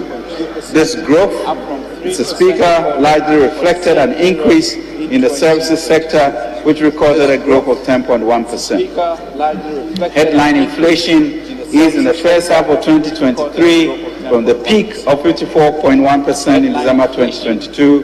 Headline inflation gradually trended downwards from 53.6% in January 2023 to 42.5% in June 2023. The moderation in inflation was largely supported by monetary policy tightening, relative stability in the exchange rate, and lower and stable export petroleum prices.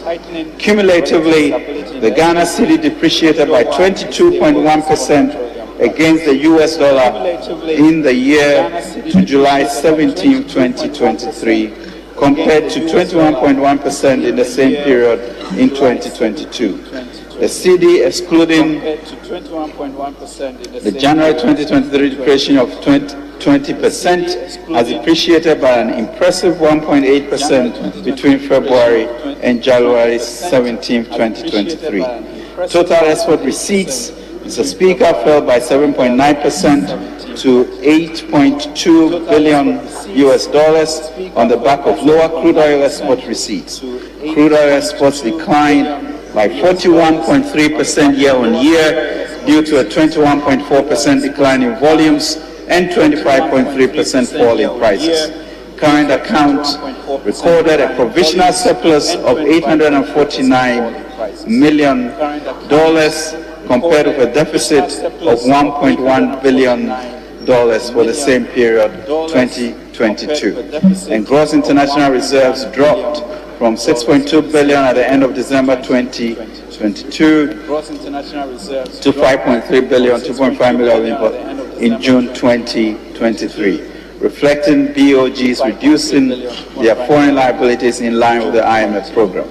Net international reserves received a boost from gold reserves and improved to 2.3 billion US dollars to 1.1 months of import cover compared to 1.4 billion or 0.6 months of import cover recorded at the end of December 2022.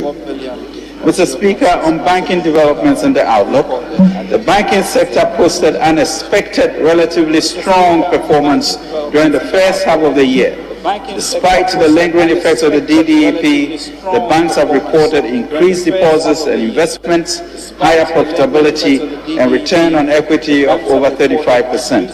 The impact of the DDEP, such as the increase in non-performing loans, was partly moderated by the timely introduction of temporary regulatory reliefs. In the outlook, the operationalization of the $750 million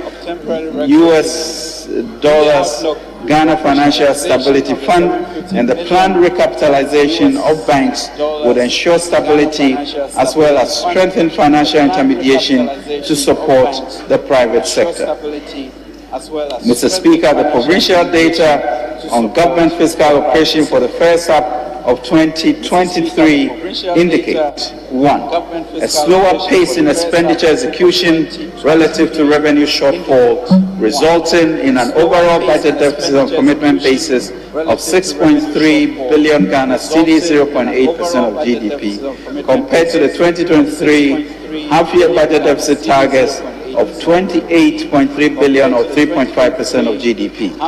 A corresponding primary balance on commitment basis of a surplus, Mr. Speaker, of 8.8 billion Ghana cedis, 1.1% of GDP, compared to the target of a surplus of 310 million Ghana cedis. Overall cash deficit of 10.3 billion, 1.3% of GDP, against the 2023 half-year budget target of 35.4 billion, 4.4% of GDP, and a corresponding primary balance on cash basis of a surplus of 4.8 billion, 0.6% of GDP, against the 2023 half-year deficit target of 6.9 billion or 0.9% of GDP. We are back on track to a positive primary balance. Mr. Speaker, the fiscal balances are driven by total revenue and grants for the first half of 2021 billion, 8.4% below the target of 64.7 billion. Despite the shortfall, the outturn shows a nominal year-on-year growth of 41.8%. The key driver of revenue deviation is the lower than programmed oil receipts and total expenditure of 68.5 billion, 26.3% below the program expenditure of 92.9 billion. All other expenditure lines were contained within their respective targets for the period, except for compensation of employees and expenditure on goods and services. The higher than program compensation of employees outturn stems from higher payments for wage and salaries from the implementation of the 30% base pay increase for public sector workers, which was agreed to after the 2023 budget was presented and approved by this August House last year. We needed, Mr. Speaker, to protect our workers. Mr. Speaker, government introduced several revenue measures to support the fiscal consolidation and growth agenda. The policy interventions were specifically targeted at growing the revenue base to yield an estimated 1.35% of GDP. The Ministry of Finance and GRA are working together to ensure the realization of the full yield in the near future through enhanced collection efforts, governance, and EVAT implementation. Mr. Speaker, arising from the DDEP, several structural changes have commenced in the reporting of Ghana's debt data. The debt from the special purpose vehicles which previously was not part of the central government debt has now been included. Furthermore, we'll be including the long-term debt of selected SOEs such as Cocoa Board and contingent liabilities arising from the IPPs, PPAs, and financial sector recapitalization.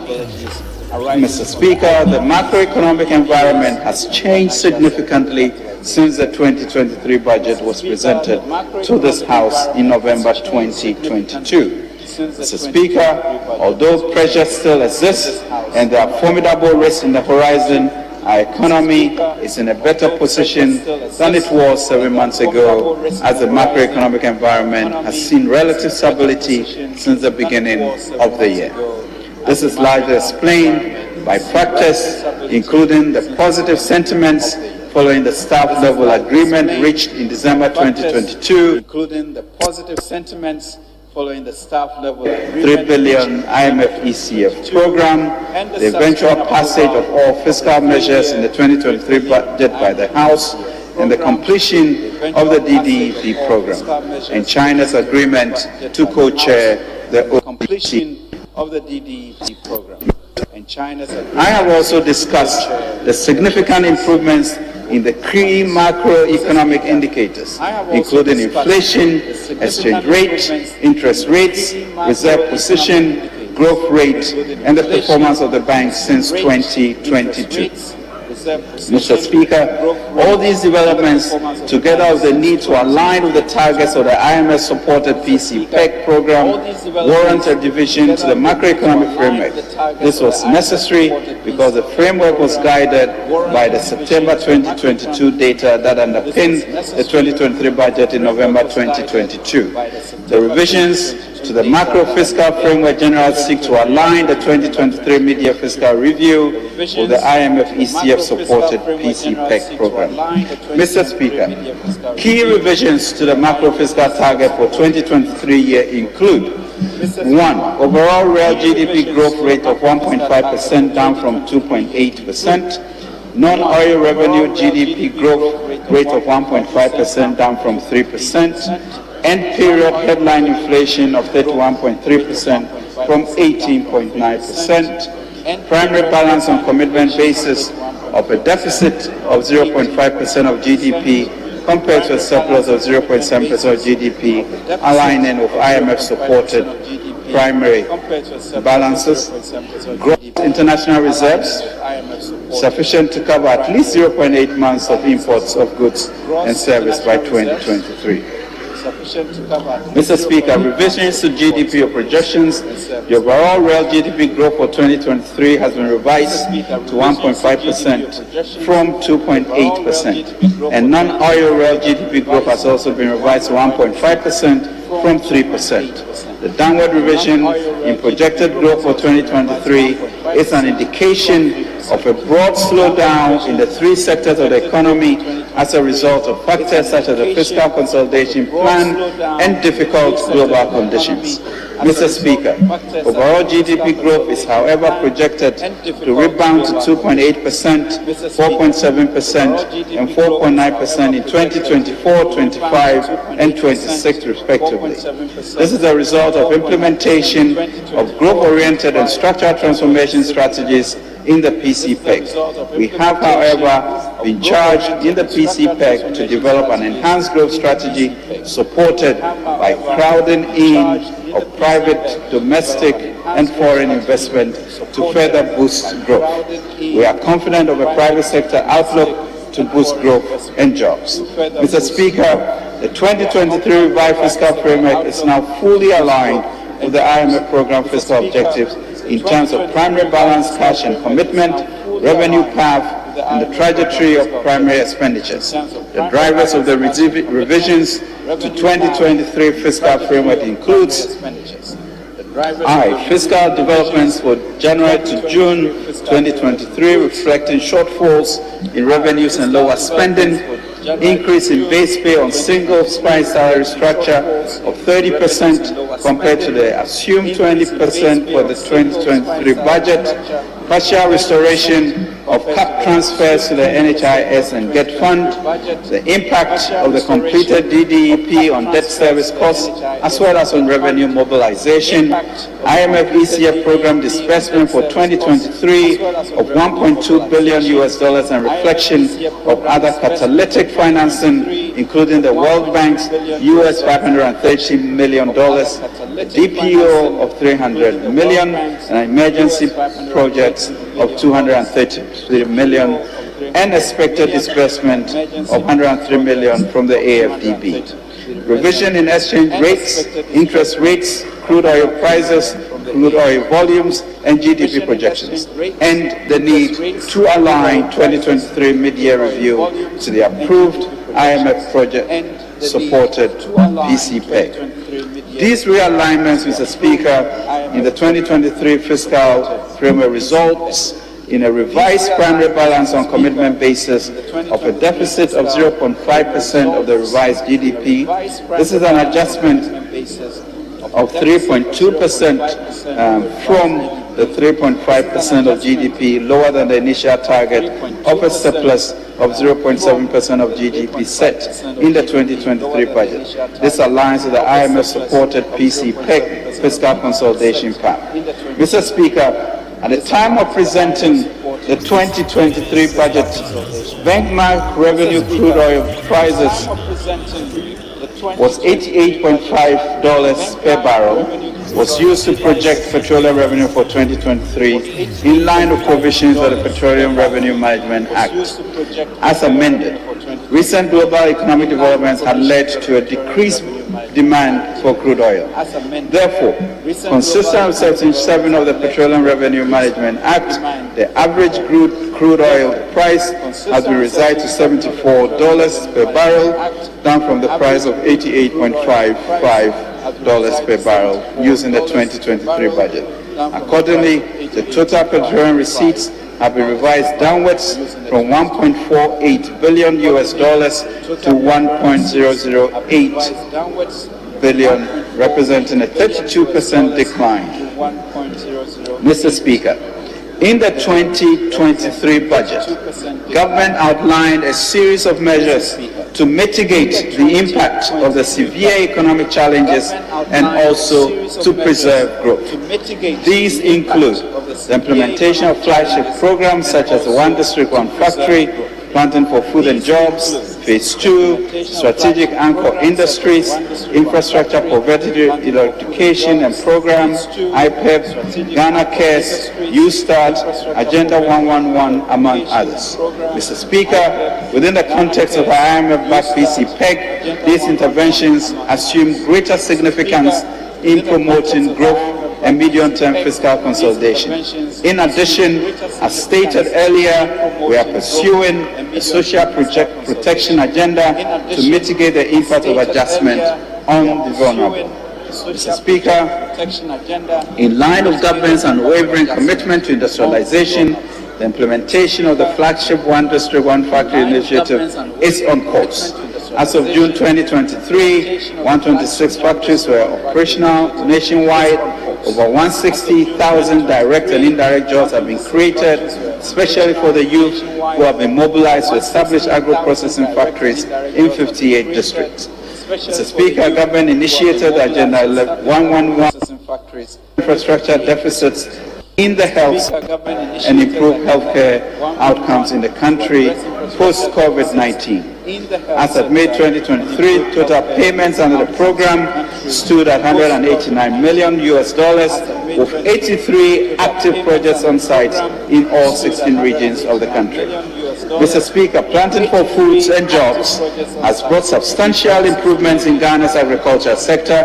This has resulted in increased food security, employment along agricultural value chains, and accessibility of raw materials for developing industries. The program has directly contributed to increased crop yields for major food staples such as maize, rice, and soya by 135%, 67%, and 18% respectively within the period. After a comprehensive review, government is finalizing PFJ Phase 2 to ensure a more efficient and targeted support for the agriculture sector. The key elements of Phase 2 are inputs credit systems, storage and distribution infrastructure, commodity trading, and digitized platforms. Mr. Speaker, I can also report that efforts towards promoting commercial agriculture, building technological capability, and advancing digitalization under the Ghana Cares program are on track. Last year, I indicated the government is spearheading the Economic Enclaves project to establish growth poles in key locations, including Kasunya, Greater Accra, Kumawu, Ashanti, and Banda in OT regions. The approach under the EEP is to provide agriculture infrastructure and land development support to entrepreneurial youth and the private sector. Mr. Speaker, to enhance production and value addition in the enclaves, the provision of ancillary services such as housing, training, facilities, irrigation, canals, farm roads, and electricity have also commenced. Mr. Speaker, it is gratifying to note that the domestic private sector has responded positively to the provision of these services. About 10 medium and large-scale entrepreneurs with experience in the commercial agriculture space have applied to play diverse roles ranging from anchor farmers to machine and equipment services in the EEP site in Kasunya. Mr. Speaker, in partnership with the National Service Scheme, about 20,000 acres of land in Sechere Kumawu in the Ashanti region is being developed to accelerate maize, tomato, groundnuts, and animal production. Mr. Speaker, government expects that by end 2023, the DEP will have fully seeded some 7,500 acres of rice onboarded qualified private sector entrepreneurs as anchor farmers embarked on value chain activities such as rice milling and packaging in Kasunya, and developed and seeded 1,500 acres of lands in Kumawu and Banda, respectively, and also engage private sector partners in these enclaves. With these efforts, Mr. Speaker, we expect to gradually drive down the food component of inflation, create jobs for our youth, improve food security, and reduce the volatility of the forest market. Mr. Speaker, to equip participants with entrepreneurial skills, investment readiness tools, as well as coaching and mentoring services under the USA initiative, 26,626 persons nationwide have received business advisory support services since its launch last year. We'll continue to work with participating financial institutions, National Entrepreneurship and Innovations Program, and Ghana Enterprises Agency to provide soft loans and managerial skills for the setting up of youth-led enterprises. Mr. Speaker, the National Entrepreneurship and Innovation Program with support from the Ghana Economic Transformation Project launched the HUBS Acceleration Grant Program in April of this year. The program has supported 30 business and innovation hubs with grants to resource startups in communities nationwide. Each hub has received up to $180,000 and is required to resource 20 startups. In the second half of the year, 15 new startups will be supported to set up across the country. Mr. Speaker, to make Ghana the tourism hub for the West Africa region, the domestic and regional tourism campaign. Honorable Minister, kindly take a sip of water while Mr. Speaker takes back the chair. Thank you. Thank you. Kindly take a sip of water while Mr. Speaker.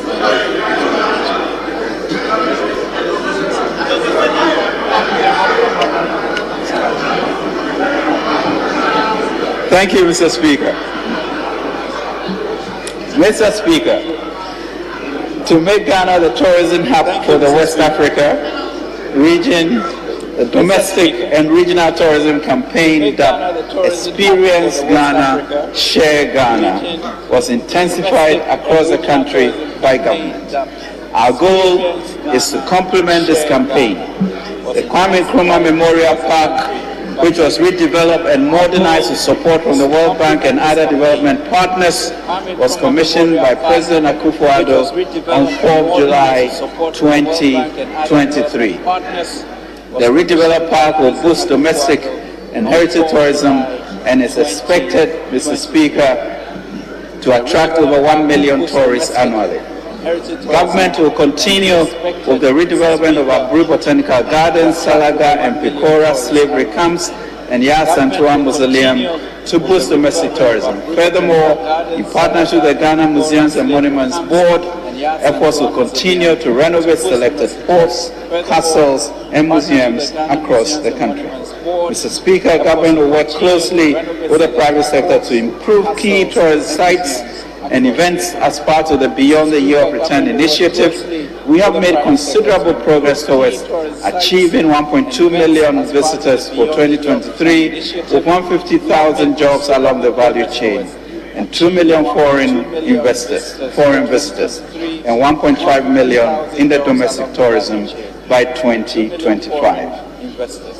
Mr. Speaker, to improve mobility and accessibility, as well as safety along major trunk roads, the following projects are at various stages of completion. Work on 31.2 kilometers Asim-Fosu-Asim-Praso portion of the National Trunk Road N8 was completed and commissioned in June 2023. Accra-Tema Beach Road, Lot 1 and Lot 2, 79-89% complete respectively. Construction of a 3-tier interchange at Nongwa Barrier is ongoing. Development works on the Kumasi Lake Road and Drainage Extension Project 98% complete. Selected roads in 2nd D and Takoradi Phase 1 is a fifth of the way complete. Tema Flower Road 30%. In Samao Franco, 26%. Reconstruction of Bechimen, Techimentia, Akumadan Road, 64% complete. Reconstruction of Aguna and Kota in Kwanta, Takwa Road, 34% complete. Phase 2 of Obechevli, Namte Circle Interchange and other ancillary works, 86% complete. Construction of a 4-tier interchange at Swami in the Asanchi region to commence. Construction of 50 prefabricated bridges in all 16 regions and continued in 2023 are 86% complete. Design, fabrication and delivery of 87 steel panel bridges is ongoing with 45 bridges delivered. New bridge under construction at Chifu-Praso to separate vehicular traffic from the railway line is 93% complete. Government will embark on a community roads improvement program to increase productivity and facilitate the transportation of food crops. District assemblies will be given complementary equipment to ensure that their local roads are motorable throughout the year. Mr. Speaker, this notwithstanding, government remains committed to improving road infrastructure in line with the fiscal consolidation plan in the IMF-backed PCPEC program and in partnership with the private sector. Mr. Speaker, the road sector's public-private partnership program for the financing, construction and management of road infrastructure has 2 projects at different stages of preparation. Phase 1 of the Accra-Tema motorway extension project, 31.7 kilometers, involves the reconstruction of the motorway. The concession agreement and draft engineering, procurement and construction agreement have been finalized and will be laid in this House. The development of Tema arterial roads will be structured on a PPP basis using the build, operate and transfer model. The appraisal of the project is ongoing. Mr. Speaker, civil works on Phase 1 of the Anomabo Fisheries College project is complete and enrollment and training of students will commence by end of the year. As part of efforts to prevent diversion and hoarding of premixed fuel which results in acute shortages, 37 out of a target of 50 premise automated vending machines were installed in various landing beaches at Elmina, Choco, and Nongwa, among others. Government will install the remaining 13 automated vending machines by end of the year at various landing beaches across the country. Government has also piloted the use of electronic monitoring systems on trawlers to help check illegal, unreported, and unregulated fishing practices. Mr. Speaker, under the Infrastructure for Poverty Eradication Program, government continues to embark on strategic investments across our communities nationwide in line with fiscal consolidation plans through the development authorities. Approximately 340 projects have been completed and accordingly handed out to the beneficiary communities. The remaining 297 projects are at different stages of development, of completion. Mr. Speaker, as part of our efforts to take full advantage of AFCFTA, government has established an export trade house in Nairobi, Kenya, to promote made in Ghana products and services. We have also undertaken a marketing expansion expedition to Kenya with 63 Ghanaian companies to introduce them to the East African market. Government has also facilitated the issuance of AFCFTA certificates of origin to 51 Ghanaian companies and businesses covering 300 product lines indicating eligibility to be traded under AFCFTA. Mr. Speaker, government remains committed to promoting access to competitive financing for the private sector. Over the course of the past 5 years, government has established and recapitalized critical institutions that are able to provide financial intermediation to the private sector. These institutions include GERSEL, Development Bank of Ghana, Consolidated Bank of Ghana, the Ghana Commodity Exchange, the Ghana Infrastructure Investment Fund, and the Venture Capital Trust Fund. Mr. Speaker, as the economy recovers, we need to support these critical institutions to deepen their interaction with private sector to spur growth and create more jobs. Government will place emphasis on supporting DVG capital raising to $1 billion mark in the medium term and disbursing about $1 billion Ghana cedis in loans from the current $450 million by end of the year.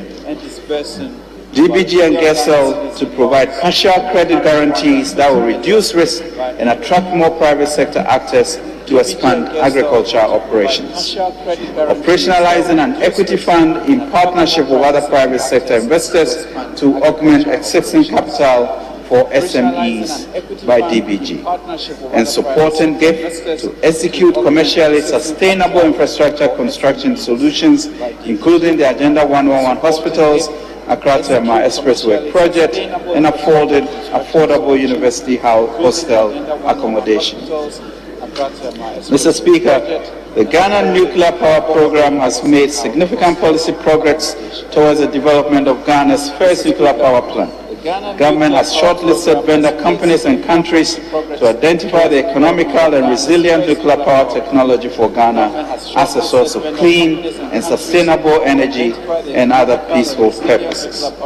Mr. Speaker, total oil production from all the producing assets within Ghana was approximately 18.5 million barrels from January to May 2023.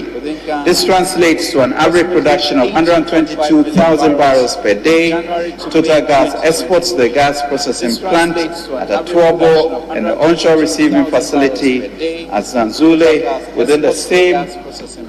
Honorable Minister, yes, a minute. Honorable members, having regard to the state of business of the House, I direct that sitting be held outside the prescribed period. I so direct. Minister, you may continue. That sitting be held outside the prescribed period. Thank you, Mr. Speaker. Minister, you may continue. Mr. Speaker, the cash waterfall mechanism and the natural gas clearing have been used to equitably distribute revenues in the sector. Under the updated ESRP, the cash waterfall mechanism is being reformed to ensure mandatory compliance to provide cash flow predictability to key players, IPPs and state energy entities within the energy sector. To address the impact of excess capacity payments on the economy, government has sustained collaborative engagement of IPPs. Currently, IPPs are being engaged to restructure their accrued outstanding balances and eliminate payment shortfalls and arrears accrual in the sector. The gas sales agreement between VRA and NGAS has been renegotiated to reduce the take-or-pay commitment and other financial obligations to the state. Mr. Speaker, the World Bank estimates that climate change could cost Ghana approximately 1.7% of GDP annually by 2030 if left unaddressed. Cognizant of this assessment, government is working to secure carbon financing to support its nationally determined contributions and meet its commitment under the Paris Agreement. This will drive foreign direct reinvestments to benefit local businesses. Mr. Speaker, as part of our efforts to address loss and damage from climate change, Ghana, as one of the first Pathfinder countries, launched the in-country process for Ghana's participation in the Global Shield Against Climate Risk and the Global Risk Modeling Alliance. These initiatives will enable us to assess quantitatively our climate risk, design solutions informed by the data, and facilitate access to resources from the Global Shield. Mr. Speaker, government in partnership with the Green Climate Fund has established the Ghana Shear Landscape Emission Reduction Project at an estimated cost of $54.5 million. The project will focus on the shear landscape and will address the country's efforts to reduce emissions from deforestation and forest degradation. Additionally, government is implementing the Ghana Cocoa Forest RED program, which covers 5.9 million hectares, 79% of reserves, 21% on reserves in 7 regions. The program will benefit 12 million urban and rural residents. Ghana has become the second country in Africa after Mozambique to receive red class payments in January 2023. Under the leadership of the President, Mr. Speaker, we are transforming the Climate Vulnerable Forum and V20 into permanent intergovernmental organizations. The aim is to champion principally a fair share agenda to ensure appropriate financing for adaptation, mitigation, and loss and damage, whilst leveraging our natural resources to raise carbon financing for accelerated climate action and to ensure that the 1.5 degrees Celsius temperature threshold is not breached. The President, Mr. Speaker, currently chairs the Climate Vulnerable Forum, while the Finance Minister chairs the V20 group of finance ministers. This is an organization of 58 countries with a population of 1.5 billion people in the most affected regions of the world. Mr. Speaker, government continues to sustain social protection programs to protect the poor and the vulnerable. The half-year performance of the identified programs are provided below. Under the LEAP program, the government disbursed a total of 169.95 million as of June 2023 to 346,000 households comprising 1.5 million individuals. This includes the increase of the monthly grant to beneficial households from 32 cedis to 64 cedis for one-member household and 38 cedis to 76 for two-member households. Our target under this program period is to reach about 8% of the population, i.e. 2.5 million people. Under the Ghana School Feeding Program, coverage increased considerably from the 1.67 million beneficiaries in 2016 to 3.8 million beneficiaries by 2023. The feeding grants cost per meal, per child, per day increased from 1 cedi to 120 cedis, 1 cedi 20 pesos for the 2023 academic year. We have also settled all arrears owed to caterers under the program for the second and third terms of the 2022 academic year and the first term of the 2023 academic year. The capitation grants contributed to increased enrollment in public basic schools from 6,048,897 pupils for the 2021-2022 academic year to 6,114,302 pupils for the 2022-2023 academic year. Under the free senior high school, technical and vocational education and training free TVET programs, a total of 447,396 first year students enrolled during the 2022-2023 academic year to bring the total number of free senior high school TVET beneficiaries to 1,318,035 students. Government continued with the construction of 9 state-of-the-art TVET centers to offer modern facilities and equipment, enable effective skills training, and empower young people with the relevant skills required for employment and entrepreneurship. Under complementary education for underprivileged groups, including out-of-school children, government commenced the implementation of Cycle 8 of the Complementary Basic Education Program in February 2023 with a total enrollment of 5,000 learners as at end 2023. Mr. Speaker, the PCPEG government program is implementing with the support of the IMF ECF facility requires strong fiscal consolidation. This will enable us quickly re-establish macroeconomic stability and debt sustainability. These are necessary preconditions for long-term economic growth, job creation, and rapid transformation. A key pillar of the PCPEG is the focus on inclusive growth. Our renewed push for growth is informed by the usual experience that fiscal consolidation tends to have negative impact on growth.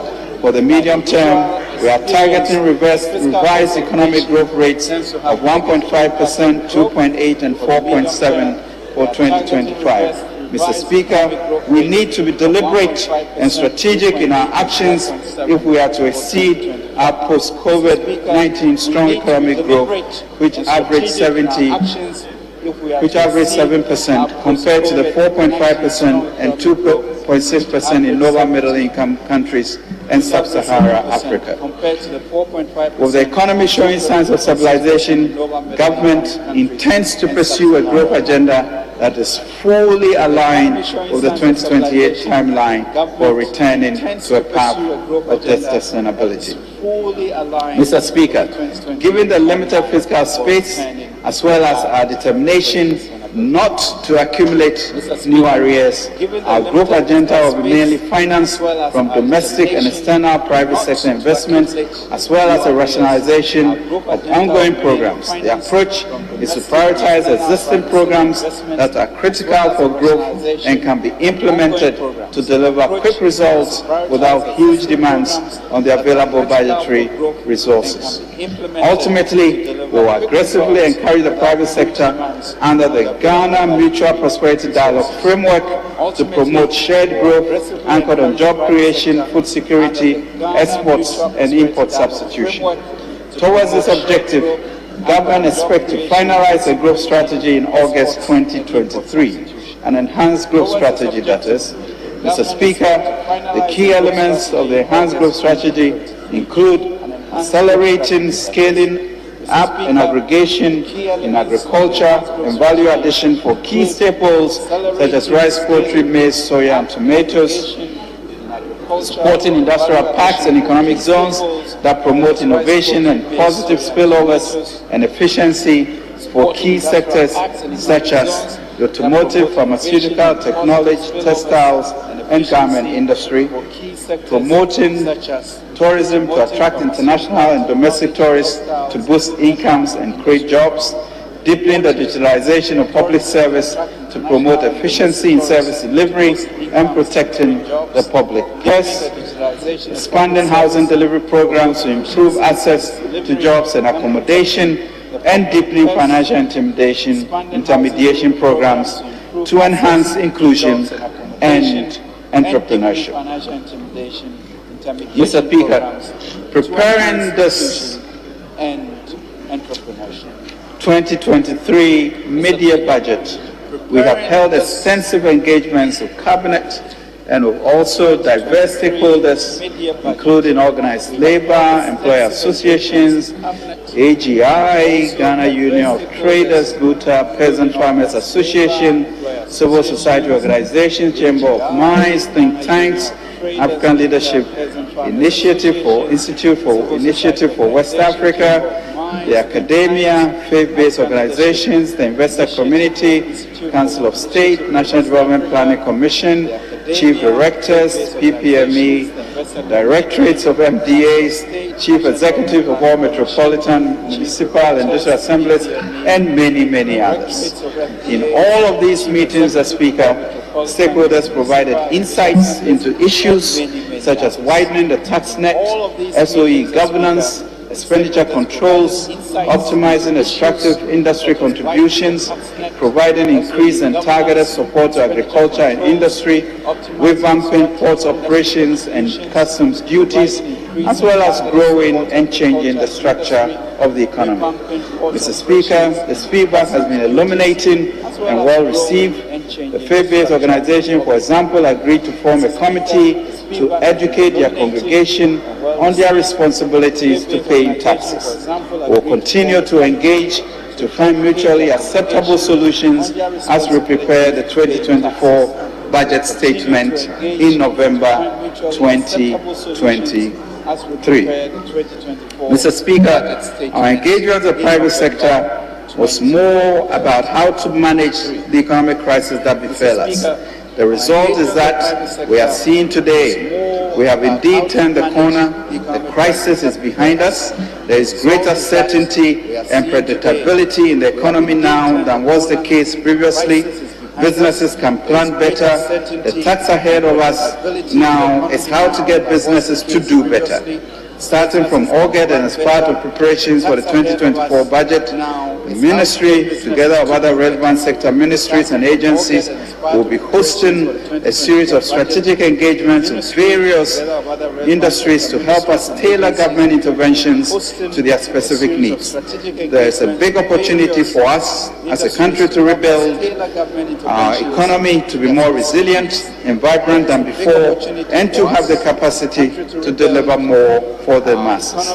This is the focus of government now, and with the help of this House and the support of the nation and the guidance of the Almighty, we know we will get there. Mr. Speaker, last Friday, I had a singular privilege to be invited to participate in the joint caucus meetings of Parliament. Indeed, the meeting effectively reflected the theme of the 2023 carbon budget. Mr. Speaker, it was a pleasant and intimate experience. I appreciated the opportunity to engage and receive valuable feedback from the honorable members. I want to thank the leadership of the House for that opportunity and the shared agency which was exhibited to transform our economy. Mr. Speaker, I'll be the first to admit that it has been an extraordinarily difficult year for our country and our citizens. Whilst most countries are still going through difficulties due to what is happening globally, our economic crisis also emanates from fundamental and systemic weaknesses that we must boldly confront.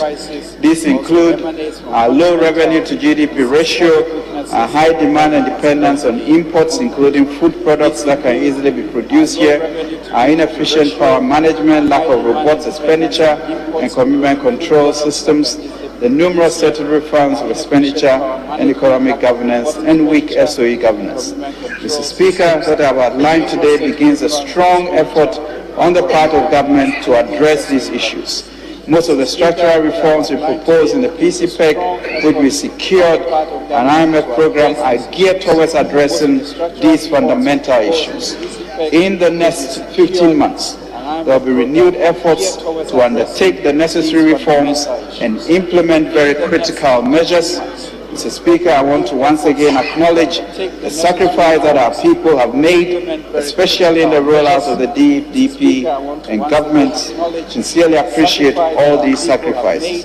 We are, Mr. Speaker, a resilient people, but we must be resolute if we are to get our community across the Jordan.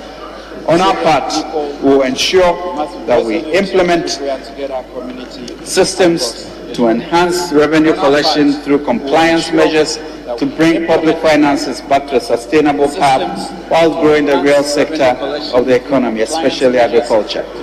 Implement the necessary structural reforms to strengthen expenditure commitment control, avoid arrears accumulation, and protect the public purse.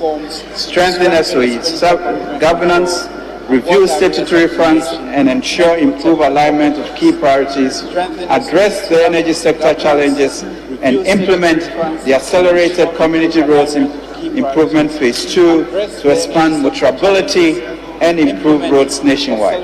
Mr. Speaker, While concluding the 2023 budget statement in November 2022 in this House, I did emphasize that our unity in Kabom will be vital in confronting the daunting challenges facing our nation. Mr. Speaker, today I provided updates to demonstrate that we have delivered on these critical areas. We thank fellow Ghanaians and partners for their invaluable support and sacrifices. Our economy is showing signs of stabilization, and we are deeply grateful for the abiding grace of God, which has been more than sufficient to enable us to turn this corner.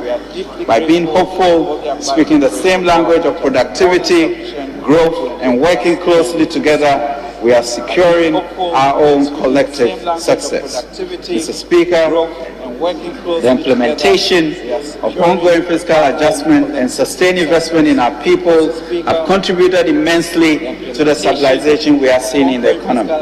Exchange rate has stabilized, inflation has softened, and interest rates have declined since 2022, and private investments have been announced due to increased investor confidence in our economy. Ordinarily, these positive trends should ease the burden on our pockets. As a finance minister and a family man myself, I'll continue to work hard to build and sustain a favorable macroeconomic environment and remain confident that the prices of goods and services will reflect the trend for all of us, for all our families and enterprises to enjoy. Mr. Speaker, we must all work together. Regulators, market federations, unions, individuals, and play our part to ensure consumers are treated fairly to complete the turnaround. This mid-year fiscal policy review has outlined a strategy for realigning our program to sustain our progress to stability. We have not asked, Mr. Speaker, for additional funding. We have not asked for new tax measures. We have committed to stay within appropriation and be even more efficient in mobilizing resources and managing expenditure. Mr. Speaker, we have indicated that we are focused on structural reforms to address systemic weaknesses and strengthen resilience in key areas, including revenue mobilization, expenditure management, commitment control, and arrears clearance, our debt management, financial stability, as well as energy and cocoa sector SOE reformation. Rejuvenating the growth agenda of a prioritized growth strategy which emphasizes private sector-led investment in areas such as agriculture, local manufacturing, tourism, and digital transformation. The phase 2 of the Food for Jobs program, aquaculture, U-Start, Economic Enclaves Project 1D, 1F, and Tech Hubs will be integral to this growth strategy. We will strengthen the ecosystem of financial services to enhance the catalytic role of Development Bank of Ghana, CBG, GCX, GESEL, Ghana SM, GIF, and Venture Capital Trust Fund. Launching the Mutual Prosperity Dialogue Framework to enhance the ease of doing business and crowding significant private sector, domestic and foreign investment, first from existing companies and also a global search for new entrants. And also, Mr. Speaker, safeguarding social protection for the vulnerable. Mr. Speaker, intermediate results from our collective efforts and our resources, especially our people, indicate that we will indeed succeed. Beyond these current challenges, our economic prospects remain bright, but we must adapt quickly and address unexpected challenges ahead in order to rebuild our resilience. Mr. Speaker, as I conclude, I'd like to bring our attention to several critical imperatives that require our immediate and collective action. The energy sector, especially IPP power payments, remain a critical challenge. We must support the ECG to significantly improve its collection to reduce the burden the sector imposes on public finances. I'm pleased, Mr. Speaker, to announce that we have an updated energy sector recovery plan, and we must all support its implementation to bring the sector towards a sustainable path. Mr. Speaker, expenditure control has become more important to ensure that revenue shocks are efficiently managed, even as we address the systemic challenges through technology and capacity development. Government will work with state institutions to improve the sanctions outlined in the PFM Act, especially regarding off-budget commitments by MDAs. Improving non-oil domestic revenue collection cannot be overemphasized. In this vein, it is important to support the GRA to enhance collection and operationalize measures to strengthen revenue administration efforts. To achieve ambitious non-oil revenue target in the PCPEC of 20% revenue to GDP, enhanced commitment is required. And completing the domestic debt operation is essential to restore debt sustainability and move forward our engagement with external creditors. Mr. Speaker, this mid-year review offers us an even better opportunity to jointly work towards entrenching stability for our economy. We must seize it, Mr. Speaker. We must claim now a successful first review of the fund in September. Let us continue, Mr. Speaker, to believe in the Ghana we own. Let us have the courage to be proud about what we can and have achieved. Let us be and think positively. Let us act patriotic and stand firm. With hard work, integrity, fraternity, and mutual respect, we will stabilize and transform our economy as well as build a righteous nation, one of peace, prosperity, and freedom today and into the future. As 1 Peter 1:10 exhorts us, let us use whatever gifts we have received to serve Ghana.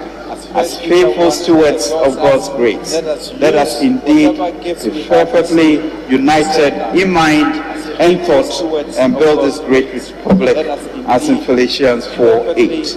Mr. Speaker, we are all, including myself, Mr. Speaker, including myself, have indeed been battered and bruised and broken in this past year. But we as a country held our resolve. As a resilient nation, the battle has indeed always been the Lord's. As we sit today, let us use this moment to glorify Him, for He has, Mr. Speaker, rescued us. We have seen that He has recovered and restored some of our losses, and He has revived our economy. Mr. Speaker, we need to rejoice in fervent gratitude to the Lord. We must endeavor to continue to build this righteous republic, united in our resolve to transform our economy, for in speaking one language, and nothing will be impossible for us to achieve our manifest destiny of Ghana for greatness. Mr. Speaker, let me once again express my profound appreciation to this House and to all fellow Ghanaians for the support and cooperation towards stabilizing the economy. Let me assure you that the nation, under the steady hands of President Akufo-Addo, will pilot this ship of state, safety and growth. Right Honorable Speaker, thank you for the opportunity to present the media fiscal review statement to this House, and I beg indeed to submit. May God continue to bless our homeland Ghana, make her great and strong. In Kunim Yeyenya Dia. Victory is ours for all of us together indeed. God bless our homeland Ghana and make it great and strong. Thank you, Mr. Speaker. I so submit. God bless our homeland Ghana and make it great. Thank you, Mr.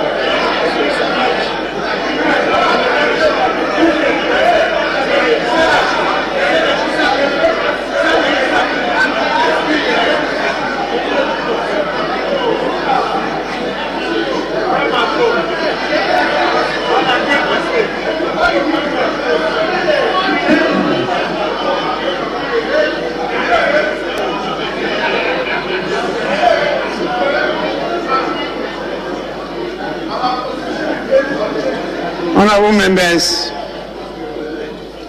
guided by the statements, particularly the business statements for the week, comments on the media review of the budget, statement and economic policy of the government of Ghana. For this year, we will commence tomorrow. The budget, statement and economic policy of the government of Ghana. Tuesday, 1st August 2023. I'm informed the intention is for members to use 2 days, tomorrow and tomorrow next, to make comments on the media review. If leadership are minded to say something or to guide me further, please let me know. Are minded to say something or to guide me further, please let me know. Yes, Minority Leader. Mr. Speaker, thank you very much for the opportunity to guide you, Mr. Speaker. Mr. Speaker, we have listened to our Minister responsible for finance. Mr. Speaker, I listened to him attentively, and I've also had the opportunity to review the papers, the document that he gave to us. Mr. Speaker, he said that the performance so far shows that we have turned the corner. Unfortunately, Mr. Speaker, the evidence and the numbers before us shows that he has rather deepened our woes. Mr. Speaker, I say this because he has said to us today that he is revising economic growth from 2.8% of GDP to 1.5% of GDP. Mr. Speaker, again, he said to us here and now that he has borrowed 5.5 billion Ghana cedis from January to June from the T-bill market. Mr. Speaker, not long ago, this same minister had informed us that he will not borrow at all in the year 2023, and that going into the remaining part of the year, he is going to borrow another 41 billion Ghana cedis. Mr. Speaker, aside that, the cedi depreciation we are seeing so far is largely because he has defaulted in the payment of external interest and principal. Mr. Speaker, that is why Honorable Leader, I think we will just have to. Leader, I think you are ready to fire on, so we can just start the comments now. I think you are ready to fire on. We can start the comments now. Leadership, is that what the decision is? Mr. Speaker, I'm only laying foundation. Leadership. I'm only laying the foundation for the debate to start tomorrow. Mr. Speaker, I will move for the suspension of the House. But in doing so, let our minister not say this anywhere that he has turned the corner. He has rather deepened our woes. Thank you, Mr. Speaker. Let our minister not say this anywhere that he has turned the corner. He has rather deepened our woes. Thank you, Mr. Speaker.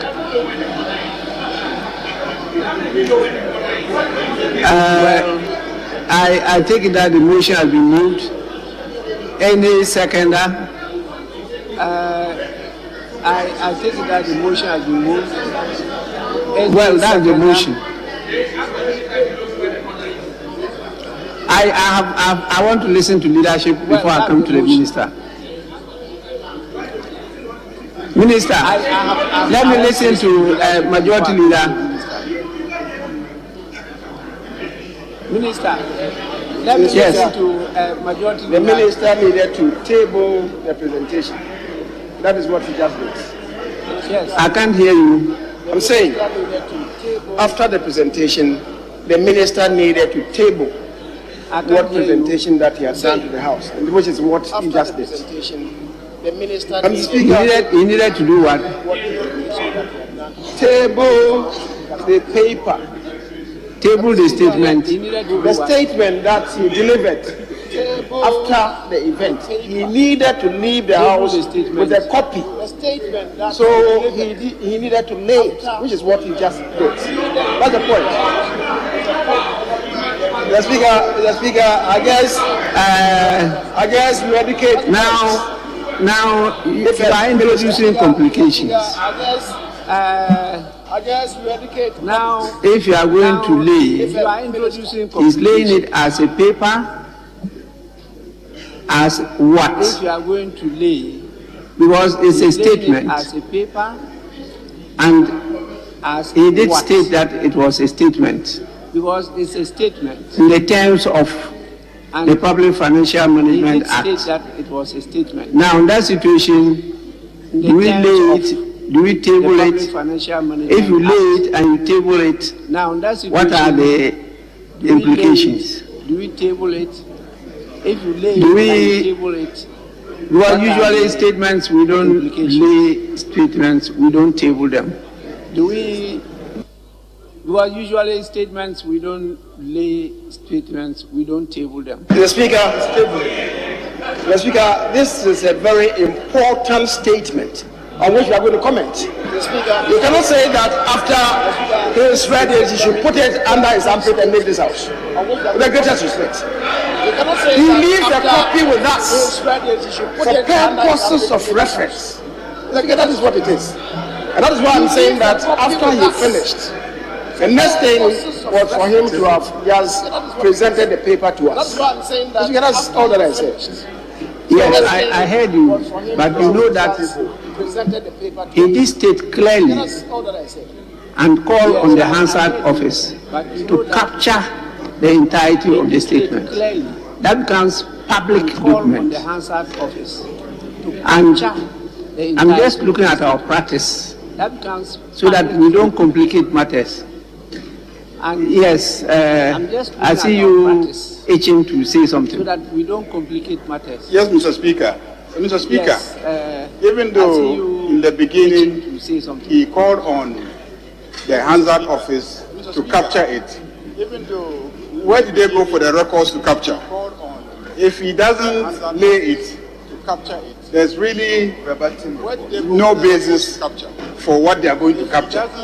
Because if you read a copy which some leaders got, it is obvious that he skipped some details. And so he needs to lay what is the original document that he was reading, but skipped some portions and left some details so that the Hansard office can capture the entire. I do believe that even though it is a statement, that in this instance, he should actually lay the entire document so that it will be part of the records. I understand the import of that. I'm looking at our practice and procedure. That's what I'm looking at. Import of that. I'm looking at our practice. If it comes under Order 70, it's clear. If it is under Order 74, Order 75, then we know what to do. If it is You know, those things are stated there. So I don't want people to leave here a bit confused about what next to be done. So I don't want people to leave here a bit confused about what next. You want to clarify it? Yes. Thank you, Mr. Speaker. Mr. Speaker, even though you ruled on the fact that this is a statement, I'm just going back to it, giving the reference that he's going to lay it, and the question of whether it's relayed or not has risen. Mr. Speaker, I also heard you say we would debate it from tomorrow. We'll make comments. Oh, comments, not debate. Mr. Speaker, I suppose that laying it might not be necessary at all, because when statements are made, and we make comments, I have not seen one statement being made and then it's laid. It is a statement is made and then we comment on it. Nobody lays a statement. That's my thinking. Well, yes, it's deficiency, but we will correct it. Yes. Mr. Speaker, this is a statement and yes, government policy. But we'll correct it. Yes. I thought my honorable colleague and friend who's been in this house for quite a while, will rather lead us onto the path of righteousness. Mr. Speaker, whenever reviews are made which do not include supplementary budgets, they are late. On the table. Broadcasting live from the capital city, Accra, Angel 102.9. Broadcasting live from the capital city, Accra, Angel 102.9.